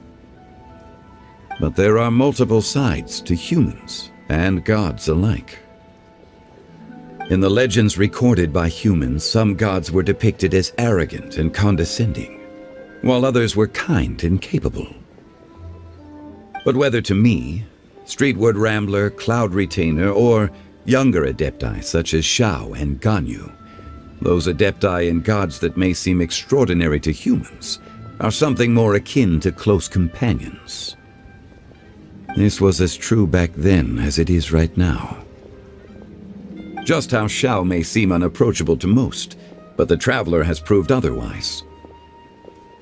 So there's no need to dwell too much on certain things. Zhongli, what you're saying is... It looks like you understood what I meant. The director asked me to accompany you on your return, but I don't think you'll need my protection. I'll be taking a walk around and admiring the night scenery. After that, it'll be time for me to go back and meet up with the director. Goodbye for now. Bye, Zhongli! Everyone's gone now. Paimon always feels a little empty inside when a lively celebration ends. But at least you always stay by Paimon's side. No. Paimon got it mixed up. Paimon, the best and most distinguished travel guide, will always stay by your side, Traveler. Good that you're aware of that. Xiao, is there anything else you want to do? We could take you on a tour of Liyue Harbor. No need. I've stayed here for much longer than I had expected. The city lights are a fine sight, but it's time for me to leave. The events of today occurred so abruptly. I appreciate your kindness. Okay. I'll see you next time then.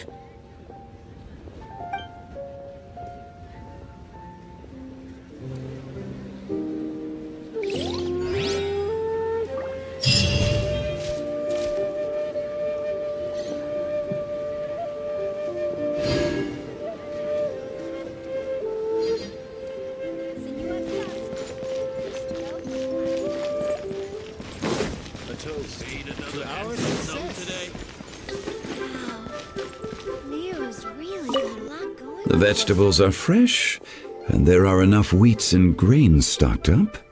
I'll pass on the seafood. Oh, it's you. We meet again.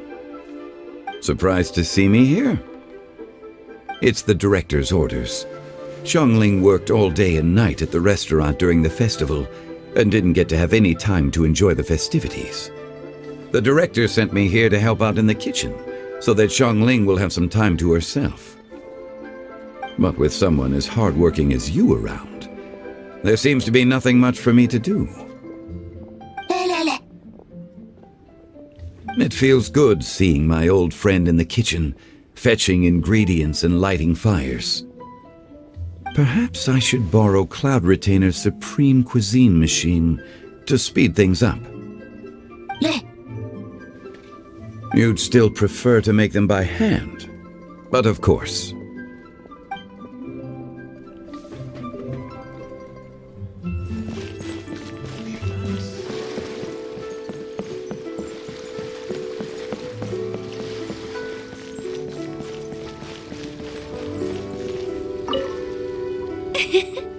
Xingqiu, you have to be honest.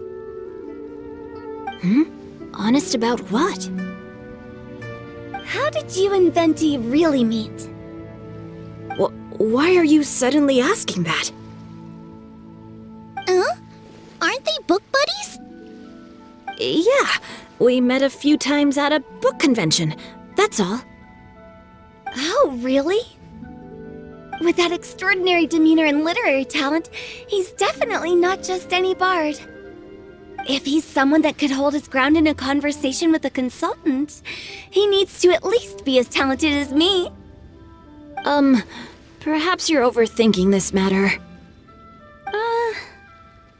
Hu Tao, Xingqiu wouldn't lie to us. Okay, I'll tell you the truth. Huh? Xingqiu! I'm actually a fan of Venti's poetry. You all know that I love reading, and sometimes come across poetry from Mondstadt. Among those works, I admire the ones penned by Venti the most. Just as Hu Tao said, his artistry is the reflection of his personality, remarkable grace and exceptional literary talent. I guess Venti didn't tell you the whole truth back at the restaurant because he didn't want to embarrass me in front of everyone. He's such a considerate person. Yes, right. I can confirm that. When Xingqiu was busy with other things, he asked me to buy him poetry books in secret. I see.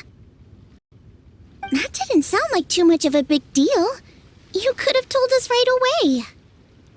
Well, I'm telling you now, aren't I? Oh, so that's your story. Forget it. Let's drop this topic.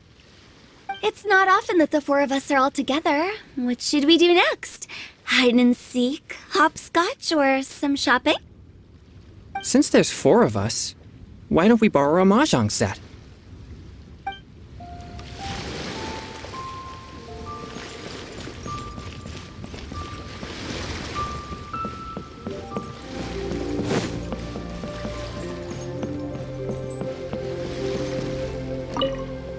This is such a cool ship! Facing the sea breeze and gazing out at the soaring seagulls, makes me want to sing out loud! Kazuha, how about I stay here and be the ship's resident bard? What are my prospects? With your level of artistic finesse, I'm sure nothing will go wrong. But I'm afraid the sailors aboard are not the most versed in the arts. They probably wouldn't understand the deeper meaning your poetry holds.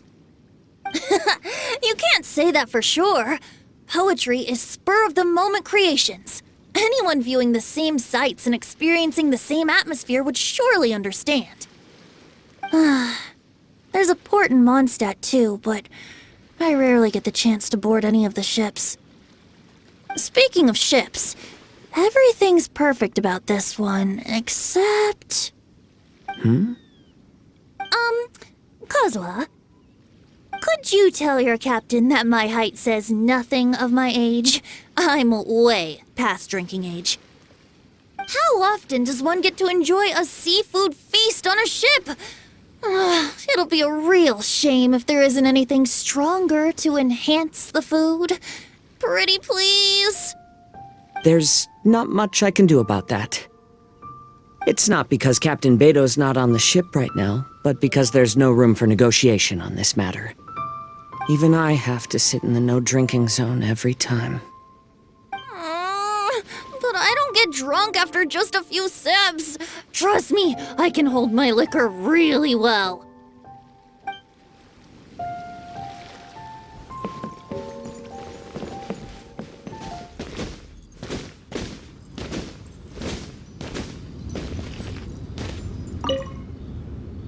Hey, don't tell me you called me over for just a game of chess.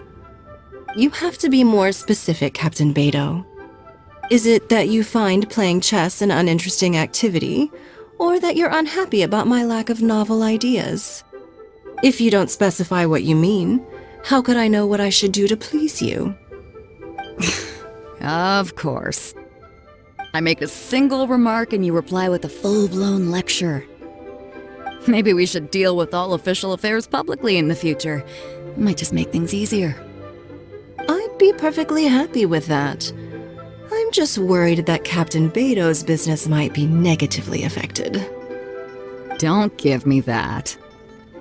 That woman from Yanshang Tea House sometimes comes aboard to ask for information. She requested the fleet to import some goods, but how could I not know who she's actually working for? Oh, you sure know a lot, Captain Beidou. How about I ask her to come over? Or maybe we go straight to her tea house? With one more person around, we'll be able to have some variety in our chess games. I hope that would be less of a bore to you. So, we're still gonna play chess after all.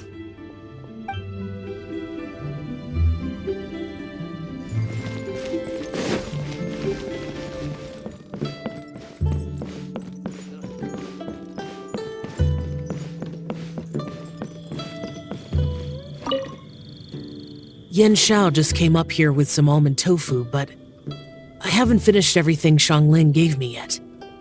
You should try some too. I'm not as experienced in tasting mortal food as you, and I couldn't tell the difference. There must be many different stories to tell of the hustle and bustle of the mortal world, too. You can tell me. I will listen.